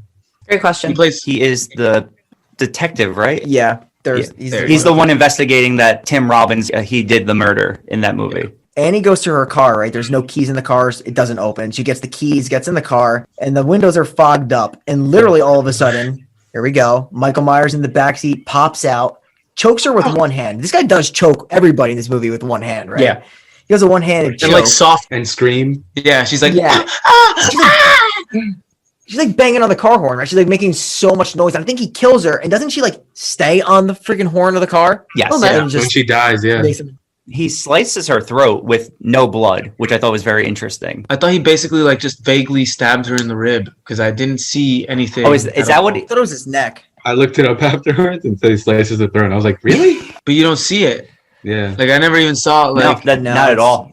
It's a very concealed kill for sure. They were hoping that the car would cover most No. of it. well, my question is, and this is like an Yeah. old one, like with like no blood, no prosthetics, and like the whole movie happening in a neighborhood, like how was this even like reach a $300,000 budget? You know, like it's very like super low budget in a sense. They of, like, filmed it in For 20 sure. I days mean- over the course of 4 weeks. to like film the film I have one theory. actors. $200,000 of it was Loomis's salary Probably. because he was already established before this. 150,000 went to the accent. Yeah, Do you want to Gotcha. know? but like, yeah, I don't know where that other money would come into play Would you like to because know? John Carpenter did the music. Oh, you himself. know? He didn't even like hire someone. Yeah. Right? For most of his movies, he does. So half of the $300,000 budget was spent on Panavision cameras. So the film would have a 2 to 35 to 1 scope, and Donald Pleasant was paid $20,000 for the 5 days work.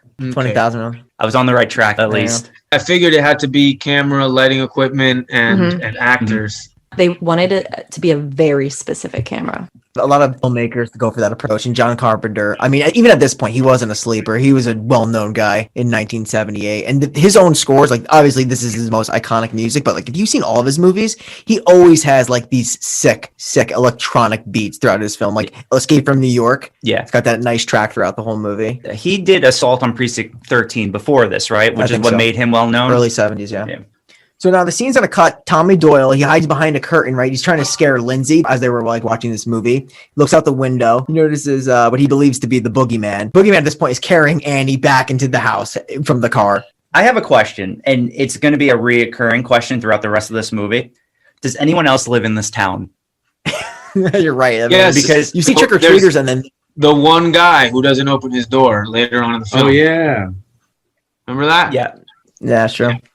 That's The it. guy though. who It's literally just doesn't Because there's open so the much door. like He's screaming. Yeah. He's coming! And he like checks and then he dips. That's what I was He saying. lives There's so much screaming and horn honking, but no one helps or calls the police or anything. And this is like a suburban neighborhood. Like you think someone would like be able to answer. It's not like you're living on a farm where like you have no neighbors. Yeah. They're just scared of the kids. They're just like, no, it's those kids out Oh, there. those kids again. I'd be scared of the kids too if they constantly are stealing gravestones, rope, and knives. This rampant like 10 to 15-year-old violence is crazy in Haddonfield. I can't explain it. Dude, all founded on that one case. 6 years old. Michael Myers, man. Yeah.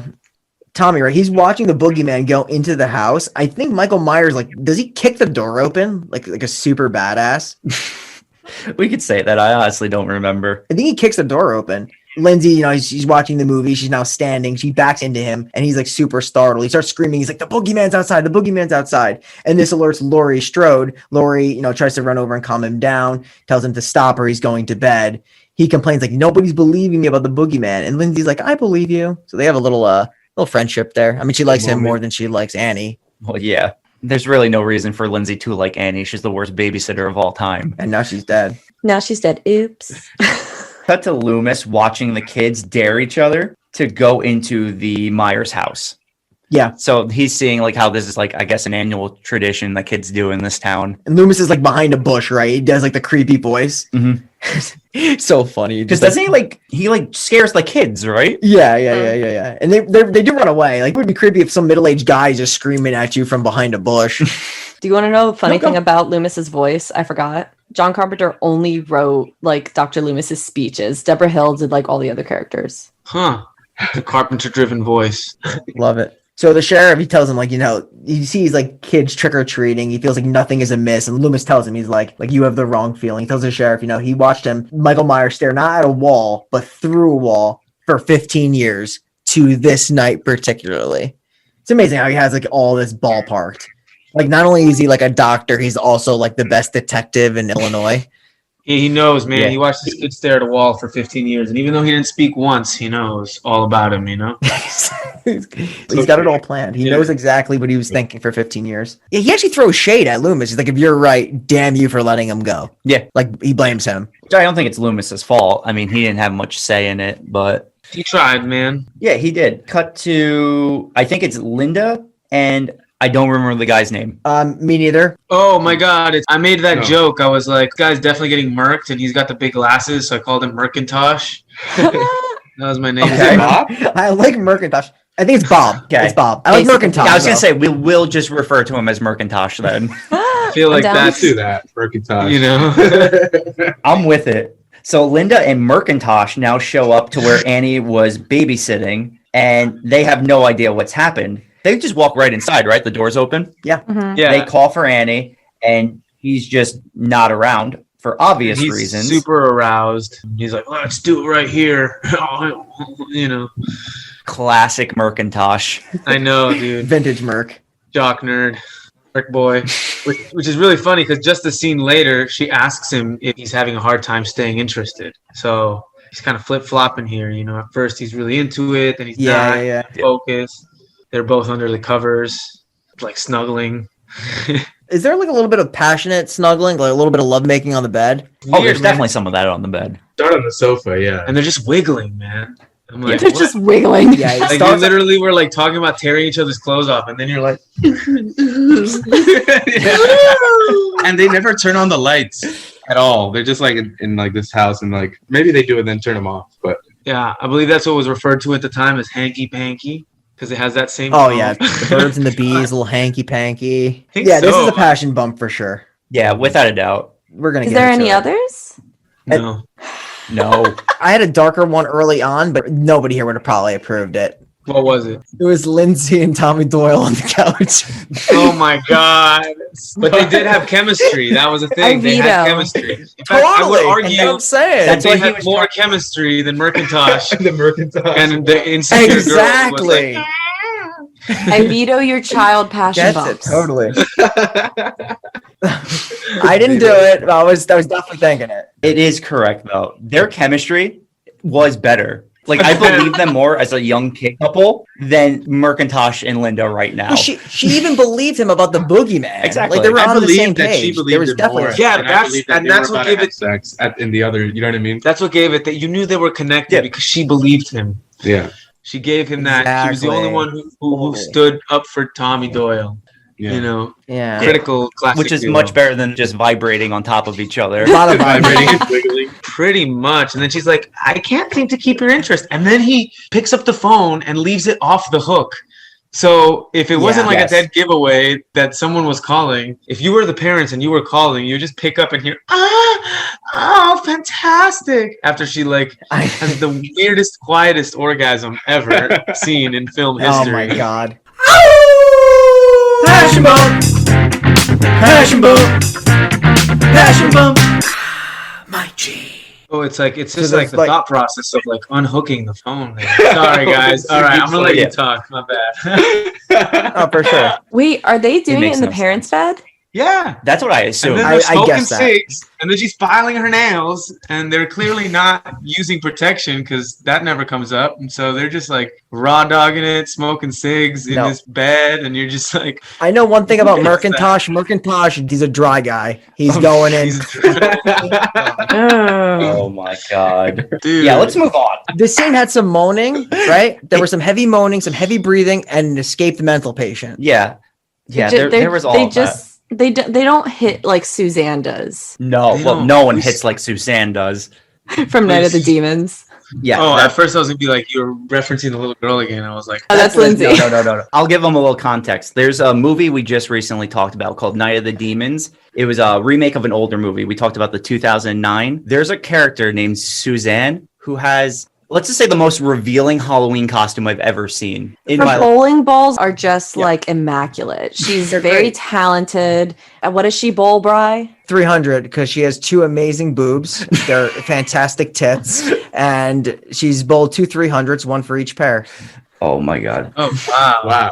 what a sell. Yeah, I'm not gonna beat around the bush. They're great breasts. Yeah. We can move on. Stupid and pervy, but like it's on that same note, I was just like, man, that Linda has like the hardest nips I've ever seen. No, that's totally fair. I was kind of thinking the same Yeah. thing in all honesty. Yeah, throw it out So, at us. yeah, I don't think they're hard or they're just naturally that sharp.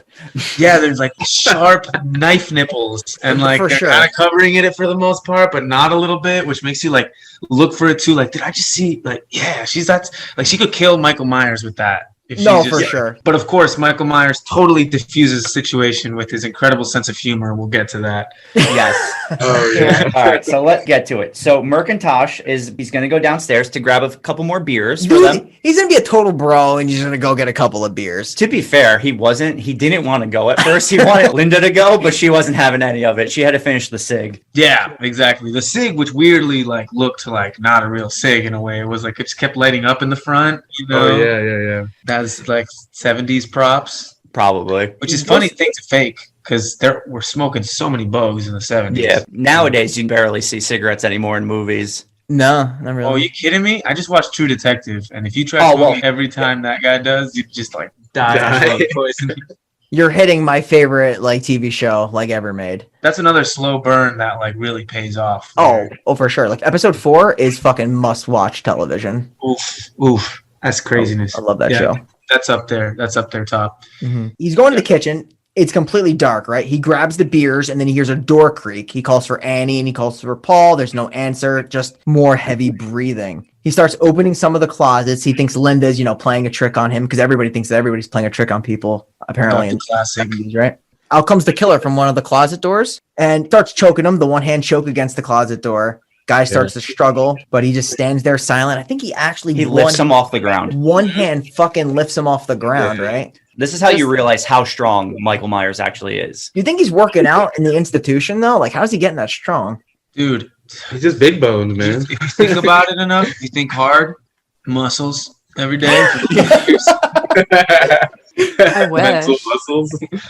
Just think muscles. Not only is he strong, but he's able to like fatally kill him with like a stab to the stomach. Yeah, we thought he left Linda out to dry. Michael left him out to dry. Dang. He stabs him through the wall, right? He keeps him pinned to the wall with his like feet not touching the ground. Silent death situation where it's like,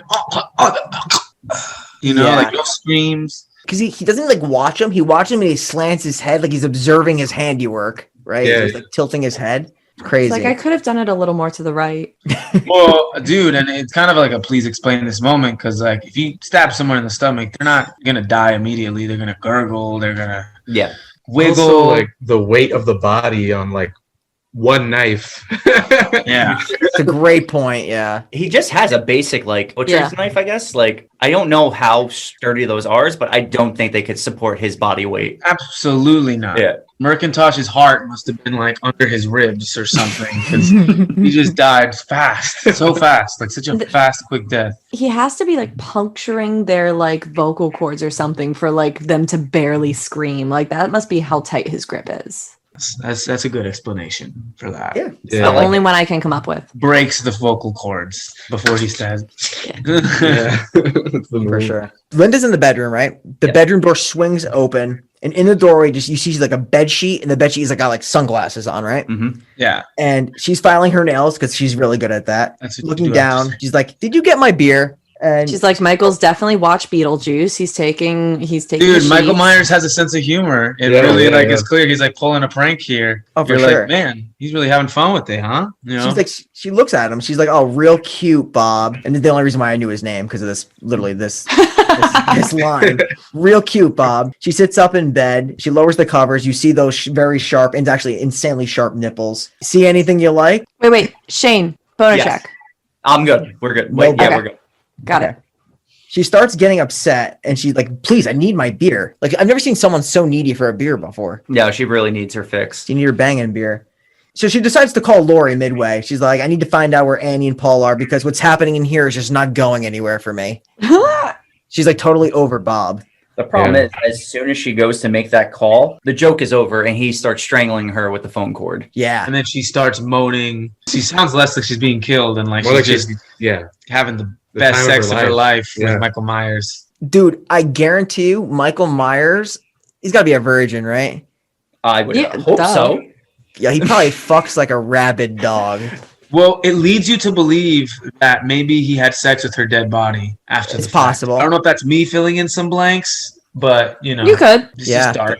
But you know, I figure he like puts her in a shrine. He brought the tombstone here. He did like his most fucked up foreplay for this moment. You know, this is what He put Annie on the shrine. Linda's in the closet. Oh, then he definitely didn't have sex with her. That changes everything.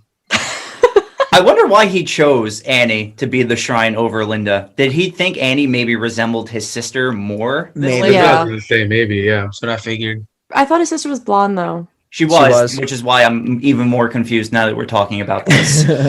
That might have been something that was like kind of overlooked in that way.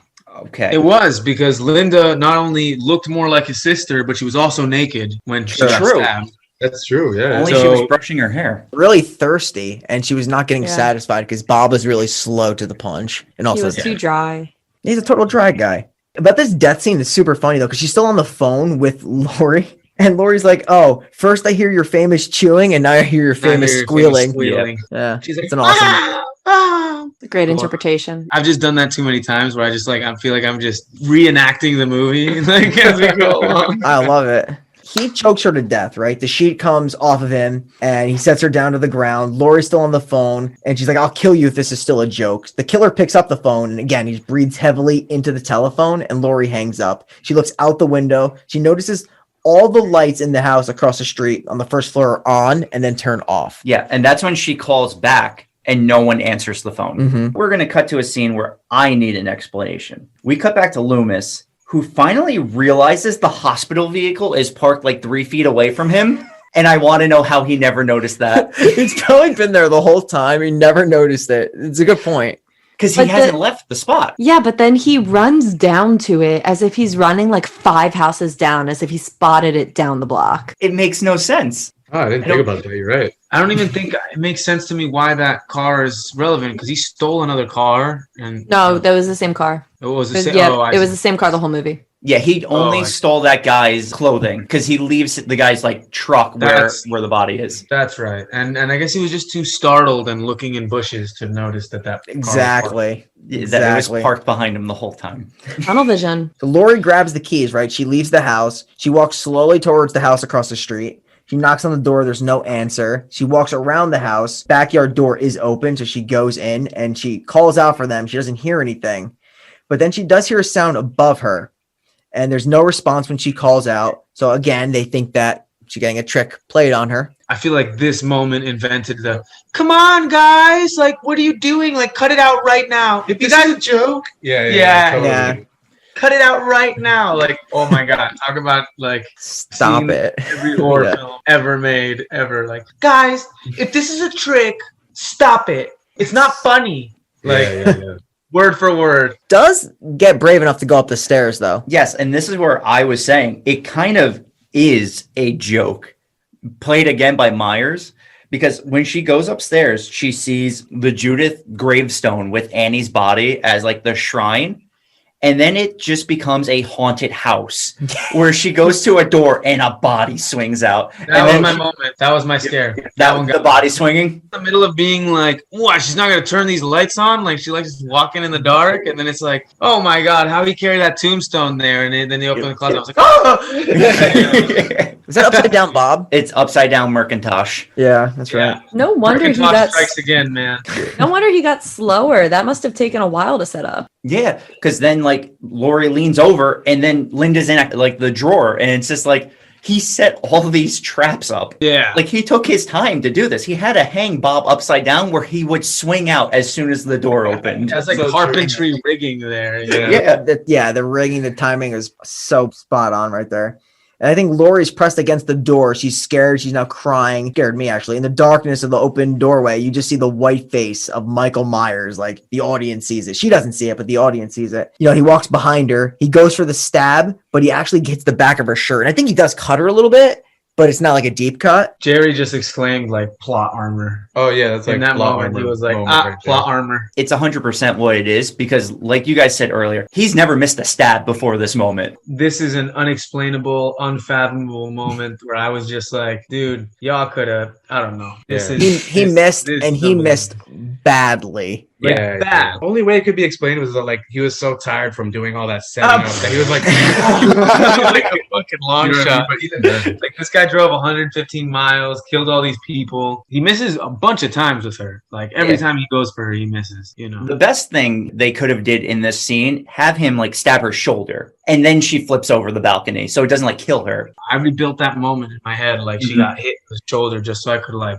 not be fully taken out because I was Yeah. like, what? No way. You know. Yeah. She has some pretty dumb scenes coming up when Michael's like trying to get her. Where I'm just like, why would you do that? Why wouldn't you check if he's dead? This whole like running and falling and getting up so slowly thing, this drives me crazy. It happens in Texas Chainsaw Massacre every 5 seconds where they're like, oh, they trip and they look up and they're like, and they get up mad slow and you're just like, damn, like run. The most senseless actions done by these characters in these slasher films. Yeah. Especially these originals. It's like, Yeah. But like we said, this is where they all started and this is where movies have taken it forever from these. So that's why I don't fault it too much. Yeah. It's like the original. It set the of it. precedent. Yeah. When he stabs her in the arm, right? Like she falls backward down the stairs, right? Yes. Mhm. And he appears at the top of the stairs. I like an iconic scene of him at the top of the stairs. Laurie runs for the kitchen, closes the door right behind her. She tries the door leading to the backyard. It's locked. in place by a rake. Yeah, he propped a rake to keep the door shut. I'm curious how he got back in the house after propping all those doors. I'm like, he had to have left a window open or something to get back inside. My theory of teleportation is still on the table. I've Yeah. never taken it off. Devil Honestly. teleportation magic. Yeah. Yeah, I'm That buying he can stock into only that do what theory. people want. Which he For sure. doesn't use to like efficiently kill people. He only uses to like disappear. He used it up for the night. Yeah. So true. So he Is that- starts punching through the closed door, right? Turns the lock to get into the kitchen. He starts moving towards her. She's punching through the glass door. She's trying to escape out through the backyard. She does run outside, screaming for somebody to help her. She heads across the street to the other house, but she doesn't have the keys to get in. She looks back, and you do see Michael Myers walking out of the house. He's still super creepy.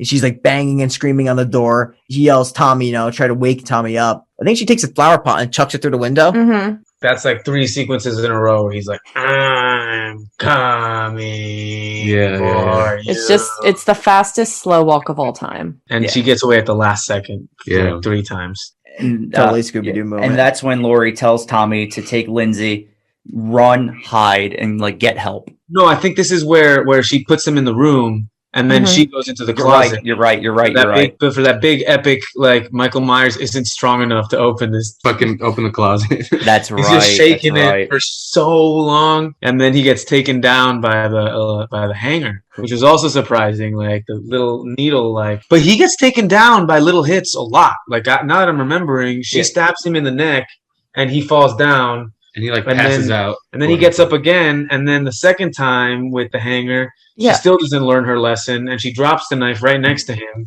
That is my thing. She drops the knife 2 or 3 times. She just never learns. They never check. Yeah, like when Tommy's like, what happened? Like he's like asking her about something, and then she's like, I killed him. She's like, you didn't check if you killed him. Yeah, Boy, she stabbed him with a coat hanger. Like that's gonna take this monstrosity down, you know? That's the problem. The movie happened too early. She never saw Zombieland. She doesn't notice Double Tap. Double tap. Yeah. Come on, man. That'd be the first thing I do. My adrenaline would be pumping. I'd be stabbing holes Yeah. in this thing. She thought like a little coat hanger to the eye was going to finish this guy off, and it Dude. was not. After that already happened, where he got up after he took Yep. a more mortal wound, but Yeah. she's never smoked. So After the closet scene, that when she goes and stabs him with the knitting. No, that's actually first. That's first. Yeah. That's first. Because I have something to point out from that scene. Okay, let's go to it. Okay. because we passed it. Yeah. Yes, we did. All right, so we'll backtrack a little bit. She just tells Tommy to go back to Lindsay and to hide in the house. So they do that. Now, this is when she's hiding behind the couch, waiting for Michael Myers to come in, and then she stabs him with the sewing needle in the neck. What do you have for us? He reaches over and stabs the couch or something like that, right? And this is kind of also jumping ahead back to that scene and everything. At the end of the movie, they show visions where that he's kind of attacked in that house. First off, that house is like the property went down so much, had no relation to Michael, and now there's so many dead people in both of those houses. No one's ever gonna buy them. Second, in the end scene showing everywhere that he's killed, the knife is still there, even though after that scene, he's definitely taken the knife up to the bedroom where they continue in the closet. So at the Really? end, at the end scene, there's a couple things at the end where I'm like, that was just there for the movie, and I know it's incorrect.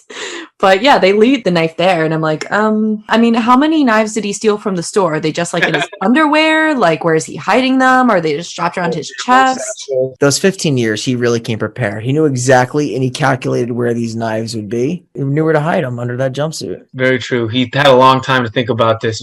I just could not see that coat hanger coming.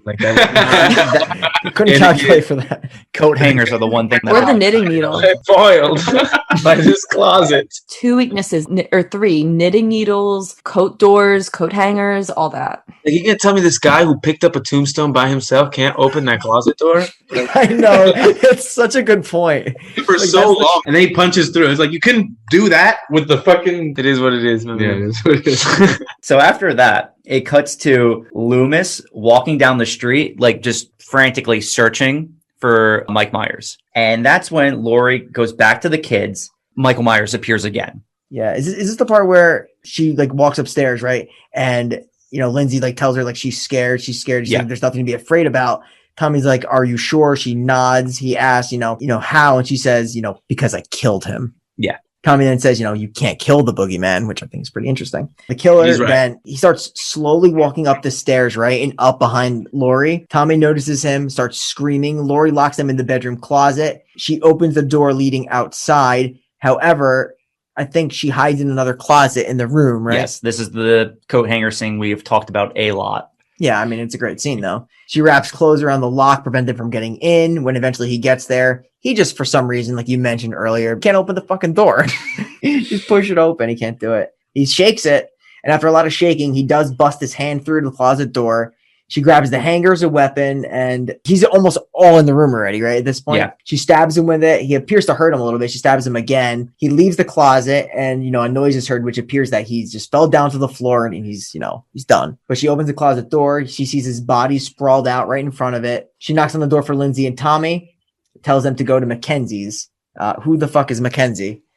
Doesn't matter. Okay. But she's like, yeah, go to the Mackenzie family. I guess it's one of those other people that live down the street that, just don't really exist, but they just wrote it in there to call the police. It's probably the guy who didn't open the door from earlier. Probably. Fuck that guy. They kind of scream and run, out of the house. And Loomis is there, right? He's walking. She goes to walk away. Immediately, he starts choking her again, right? Mike Myers is not dead. No. Because, you can't kill the boogeyman, like Tommy said. Right. And it's very indicative of this entire legacy. One thing to notice is that when the kids run out of the door, Loomis sees this. And that's how Loomis knows to go into this house. Just so we have that down. Mike Myers is choking Laurie. She stops this by pulling his mask off. And you actually see his face. And that was another one of my favorite parts is you get to see, and he's got it looks like he has two black eyes or something. He looks like I got from the coat hanger, right? His eye was fucked up. Oh yeah, Yes. something like that. And he's actually pretty handsome, very chiseled jaw. Yeah. Very chiseled jaw. I was thinking the same thing. And I like that about this movie is they didn't make him this hideous, deformed. He's just a guy. Just a guy. Mm-hmm. Yeah, they wanted to make him super average. I like that. Didn't. It could be anybody. They made him pretty hot. It's a fact. Made him a babe.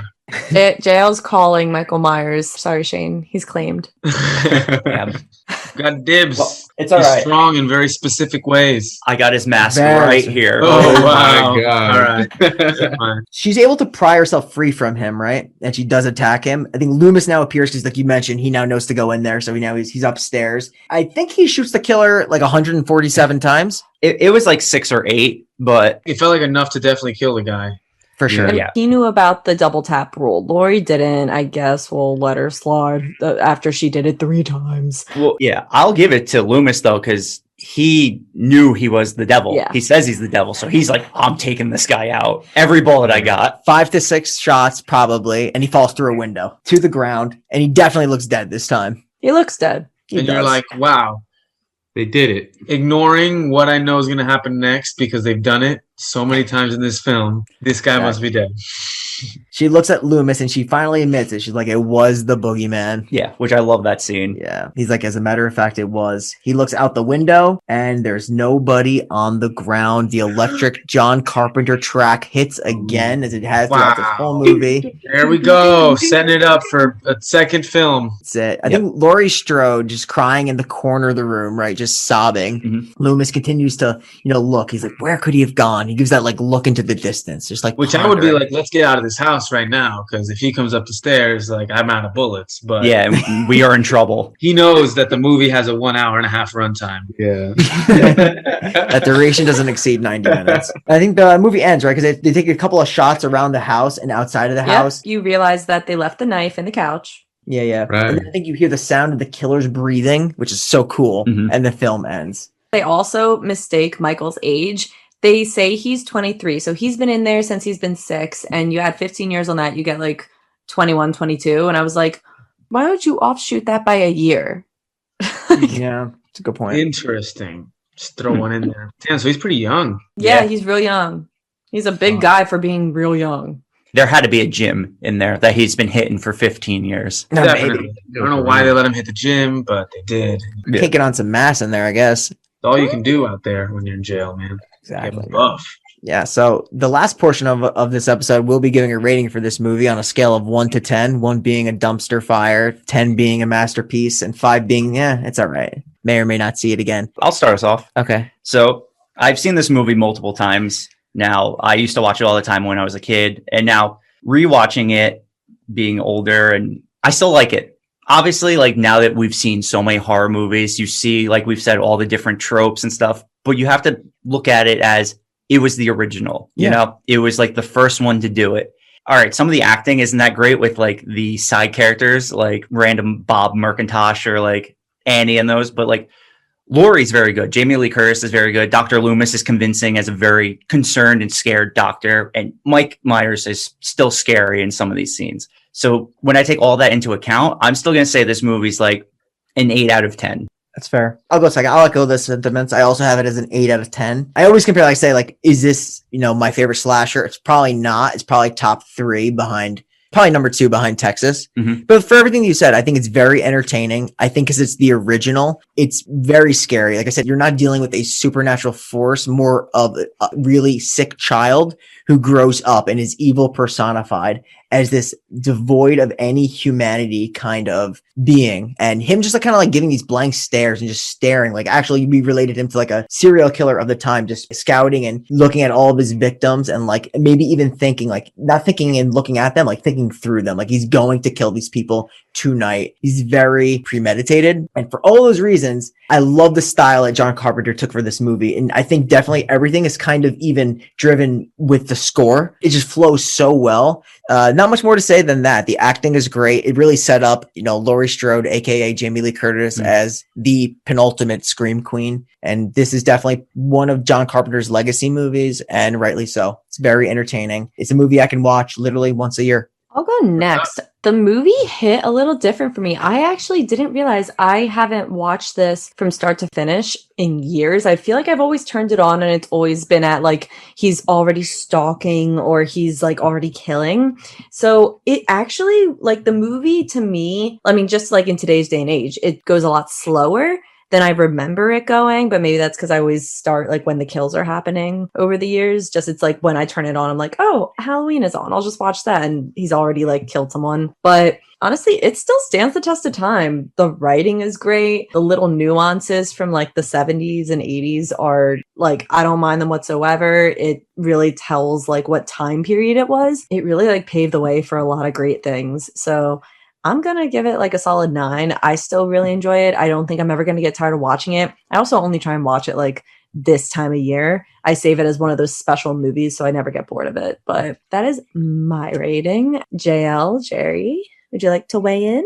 So, with things like this, I definitely like to preface my ratings with, I know that this is an iconic film that started so many trends and built so many things and inspired so many things. But when I give them ratings, I give them based off of like my personal experience with them in the moment, watching it like as if I was watching any movie at any time, especially having had like Texas Chainsaw Massacre, which had happened like a few years before, but had this whole mythos about it, which I kind of felt like I had a little bit missing in this one in a different way.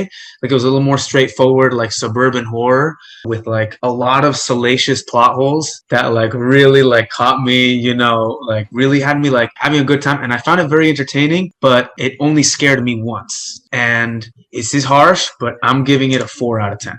Okay. I see that. And for myself, I can't ignore like the impact that the movie had, I feel like the fact that I was able to call out any of the tropes in the movie is because this is like the fucking like blueprint for all of those movies, And that was something that made me think like, damn, like they got it from this. Like everything that I would see, I'd be like, I guess this is where they got it from. Like for me, a big thing is like the impact that the movie had is like undeniable.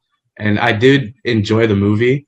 I enjoyed being able to call out the tropes more than I enjoyed like being scared. Wow, look at this world. I would give it probably like a 6 or 7 out of 10, just for the enjoyment of being able to like not just watch it for the film that it is, but like learn that this is like where this whole thing started, like this subgenre of like slasher horror. What was was popularized. Yeah, what was really interesting too is me and Jerry were sitting there, and for like 80% of the moments, we were able to predict exactly when the thing was going to happen. We'd sit there and be like, and Michael Myers is going to appear in the background in 3, 2, boom. Like it happened so many times. And then we were like, dude, he's gonna disappear right now. Like, and we called like half of them. So, you know, nobody could ever question the impact and the success and the like genius and ahead of its time nature of that film. You know, my harsh criticism is solely based off of like a very like in the moment watching in the moment yeah. thing for what it is and what it was. It had like so much of that camp in it that I love and enjoy, but it also makes me like, if I'm questioning that often these many things and it's like that, you know, there's definitely plot holes for sure, for me at least. Like, because when I first saw it, I thought this movie was terrifying. I just thought Michael Myers' character was terrifying. Watching it like now, I still think it holds up, but it very easily like turns from terrifying to hilarious, because I see like exactly yeah like the predictability, just the fact that he's standing there and then he quickly subsides through the bush. It's just like there's some really funny moments so to it for funny, sure, man. Yeah, and her face while she's smoking that cig and she's like, you know, it's just like you said, it's the archetype of some of these characters too. You know exactly like what they're destined for before the 90 minutes are over. Without a doubt. 1000%. All right. So before we get to the very, very end and we ask you guys to plug some stuff, I have to ask, who this week are we adding to our Necronomicon? Every week we choose a character that has died in the film or anyone who's died, and we add them to our Book of the Dead. Nice. Repenning in. I have my potential. Yeah, let's let everyone give who they think, and we'll decide as a group. That's fair. Mine is Merkintosh. Yo, that's what I was saying. I knew you were going to say that. If it wasn't Merkintosh, it was Ben Kramer, but because he's technically not in the movie. Yeah, he doesn't die until the second one. Merkintosh, yeah. And Merkintosh takes the fucking cake here. Jen, Bride, did you guys have anyone different? I was not going to say Merkintosh. I was going to say Old Sharp Nips, but I think we can go Merkintosh. It seems to be the prevailing vote here. Shark Nips. I'm fine with that. I'm good to go with Merkintosh. You know, like Knife Nips can cut some, but we can go Merkintosh this time. We have plenty of Knife Nips in future movies. Merkintosh from Halloween. There's just something special about being pinned to a wall with a very like dull kitchen knife. It's impressive. I always ask Shane if you want to do a eulogy for the fallen guy that's going to be put in our Necronomicon. You want to give any last words for Merkintosh? Yes, Merkintosh, I know we didn't know your actual name till the very end of our review, but I just want to say you were a great character at combining both a jock and a nerd into one, where I don't know exactly what you were supposed to be. That's fair. We put you in Necronomicon. What a eulogy, man. Put that in there. Put that on a tombstone. Be carried. For Michael Myers, just Michael Myers could carry it and bring it in here for us. I definitely want to thank you guys for coming on. If you haven't listened to Thugless, you can definitely listen to them on Spotify and YouTube. They're definitely a lot of fun. I listen to your music and I think it's fucking fantastic. I just want to know, where can people find you guys? Yeah, I mean, you can find us Spotify, Amazon, Tidal, SoundCloud, anywhere you stream stuff. And then on YouTube, we have a bevy of music videos for all these tracks as well. So you can do that, or if you want to go straight to our website, cookthugless.com, we keep all of our stuff there nicely packaged. And we just released the new album Yikes a few months ago. And we're gearing up for another album release early next year with some super bomb music videos to go with it that we're going to shoot out in the desert in Slab City. Dude, that's sick. Looking forward to it. It's awesome. It's going to be hot. Yeah, definitely like a Mad Max meets Dark Carnival vibe. Now that sounds awesome. That's really cool. That definitely sounds awesome. With the new vibes, you know? Yeah. I mean, and go and watch Pledge. You'll enjoy it, I'm sure. Oh, I'm 100% watching Pledge. I'm actually very excited to watch this. Definitely like it, trash it, whatever. You let me know what you think. We got to do Pledge together. We got to do Pledge. Yeah. Oh, what? Dude, you have to talk about salacious plot holes, man. Let's go. Oh, I'm definitely in to do that. Before we get to Pledge, if you guys had fun here today, I definitely want to do Rosemary's Baby with you guys. Dope, man. Let's get it. Yeah, let's do that. Tito for that one, Yeah, Tito is. That'd be a lot of fun. Yeah, sure. Strong opinions. We can go at it, go back and forth on that. A lot of fun things I to go love in a the good future. strong opinion, so bring it. 100%. Let's do it. Yes. I just want to say, for all of our listeners out there, next month we are doing something special. So we are doing a themed month. We are going to do cult movies. Not cult classic movies like, oh, this is a cult classic, you gotta watch it. We're talking cult related movies. Yes. 5 Mondays in November. So we will be doing a 70s, 80s, 90s, 2000, and 2010 cult movie. And we're not going to tell you what each movie is going to be yet, but we'll tell you that the first one is going to be a little-known movie called The Devils. Yeah, 1971 Ken Russell film, and I'll tell you what, it's not for the faint of heart. Yes. Full disclaimer, there is a lot of tough imagery. It's very graphic, for sure. But it's exciting. We have an endless amount of content to record, so. It's amazing. It's amazing. Well, more to come, fellas. Thank you for having us on the show. Appreciate it. Thank you guys for being on. Fun. It was a great time. This This was so fun. Thanks for having so us, man. fun. We also had a great time. Dude, till next time, all right? Oh Yep. my god. This is the last episode of our spooky season. Yes, this is the end of Halloween. Thanks Yo, for capping next it off with us. season. So, we are 2 guys, 1 Necronomicon signing off, and we will see you next week in Ludon. Happy Halloween! Happy Halloween. Take care, guys. Thank Take you. care.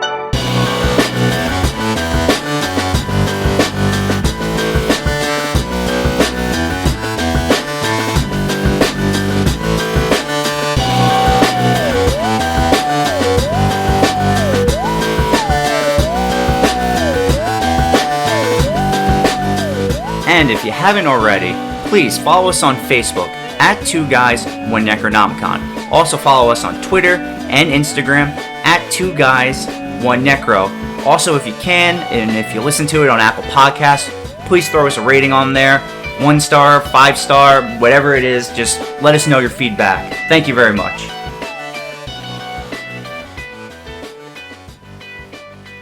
Have you guys seen Cannibal Holocaust? We have Do you see that poster up right over there? I don't know if you could see it. You probably can't. It's a girl on the pike in Cannibal Holocaust. Oh, no way, man. Yeah, that was one that we've been kind of like trying to watch, but it keeps getting pushed off because we just know it's like very. Watch it during the day where you Yeah. can watch something after to clear your brain. Yeah, that's the thing. It seems like it's gonna need like a little palate cleanser, you know. No, I for can't. sure. I can't watch any of these cult movies during the nighttime before bed. I've been struggling. This is their torture month for me. Yeah, sorry, Jen.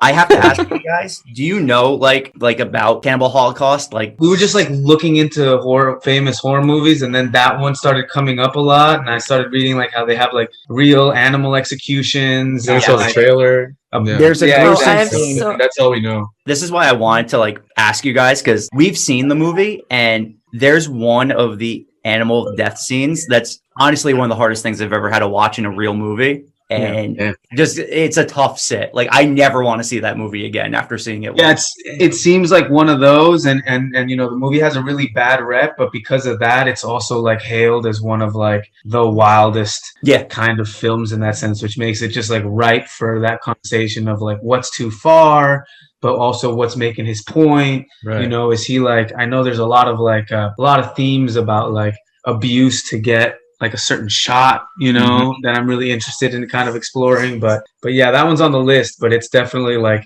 proceed with caution levels. So you It kind of get definitely nervous. is. And I don't get that feeling that often with movies. So, you know. To be truthfully fair, it's a tough watch, but it's not like based on any real events. The only thing is they are real animal executions that are hard to watch. It's very tough to watch those because it's something you don't have to do. You easily could use props for those. They asked the director now if he would go back and he would, you know, change the way he filmed it, and he said he would. But the thing was, a lot of the films back then were doing it. Yeah. So And that's what I was going to say is it was just so much more commonplace for them to actually kill animals because it wasn't there as much consciousness as there is today. Whereas like your film would just get blacklisted because it's like, man, why you gotta kill like for sure.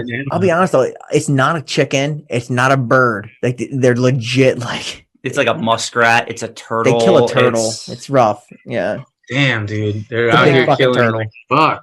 I mean, That sounds there's a crazy. lot of things like even in the past like a couple decades, like with the whole Luca Magnotta and kitten crushing videos and that stuff, that like even though like Cannibal Holocaust was brought to court and stuff, you could say it changed some stuff, but not enough. Like not enough to where like they were flagging videos like that even on YouTube. They weren't even brought to court for the animal executions, actually. Yeah. They were brought to court for some completely separate reason. The director told the entire cast to actually just like disappear for like a month because he wanted to give off the idea that the crew that he filmed with all died. Oh my Wow. God. Damn. Dude, so fucking wild, man. And you know, just as we're on that topic, you know, not to go on forever, but that crazy story with Salo, the 100 Days of Sodom. Okay. Where that Okay. director was Oh, actually jeez. murdered. You know what I mean? Like he I was do. murdered after that movie. Like, come on, dude. Oh, That's my least favorite movie of all time. I've I seen gotta it. say, it was. Sheesh. I've never seen that one either. Yes, you did. We watched it together. When? It's like that weird Italian movie where the tone Jerry. is so dry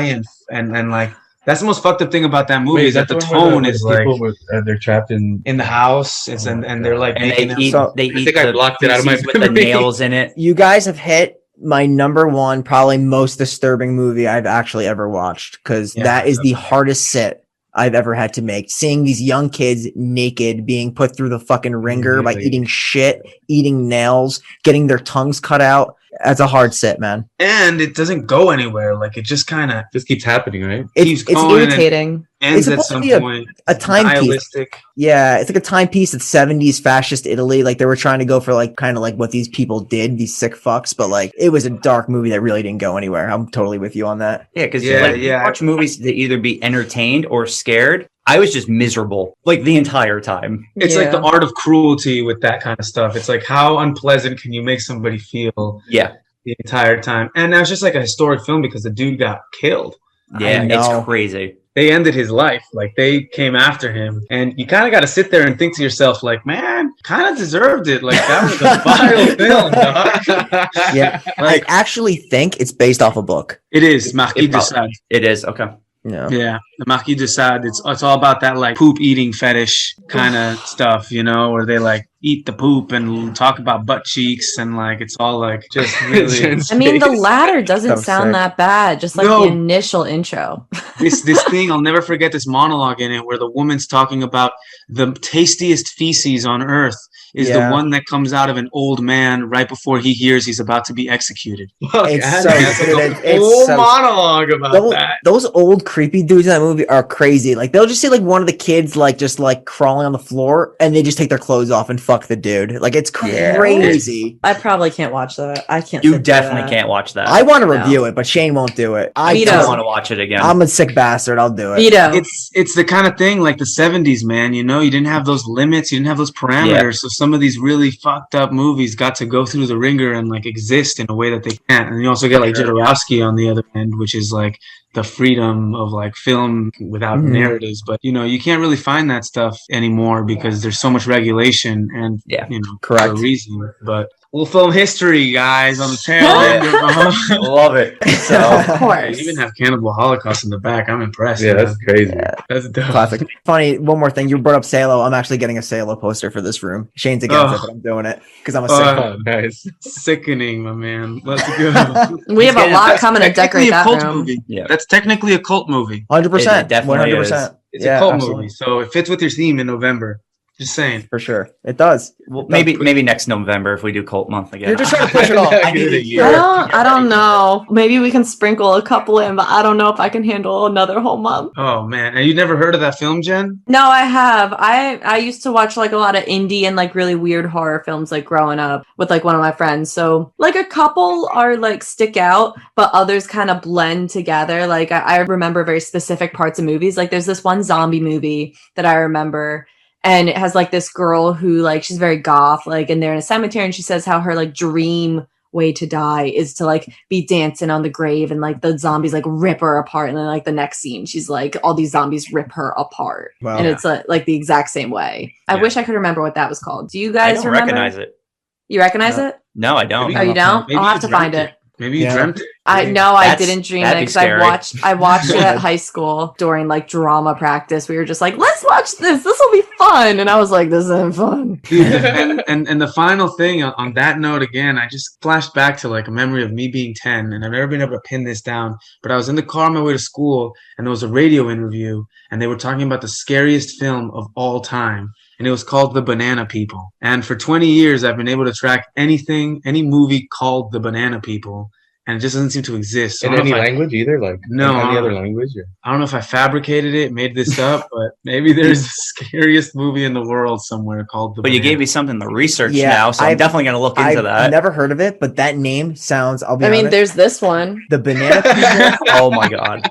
The banana What people is that? sounds mortifying. That Yeah. sounds Spell that so horrifying. fast. Yeah, And they were- it's I typed in banana people horror movie and that came up. So I mean, I've it's been a looking for it, but Yeah, For I'll a movie I'll that send has this to you. banana people in it, yeah, dude, I don't know.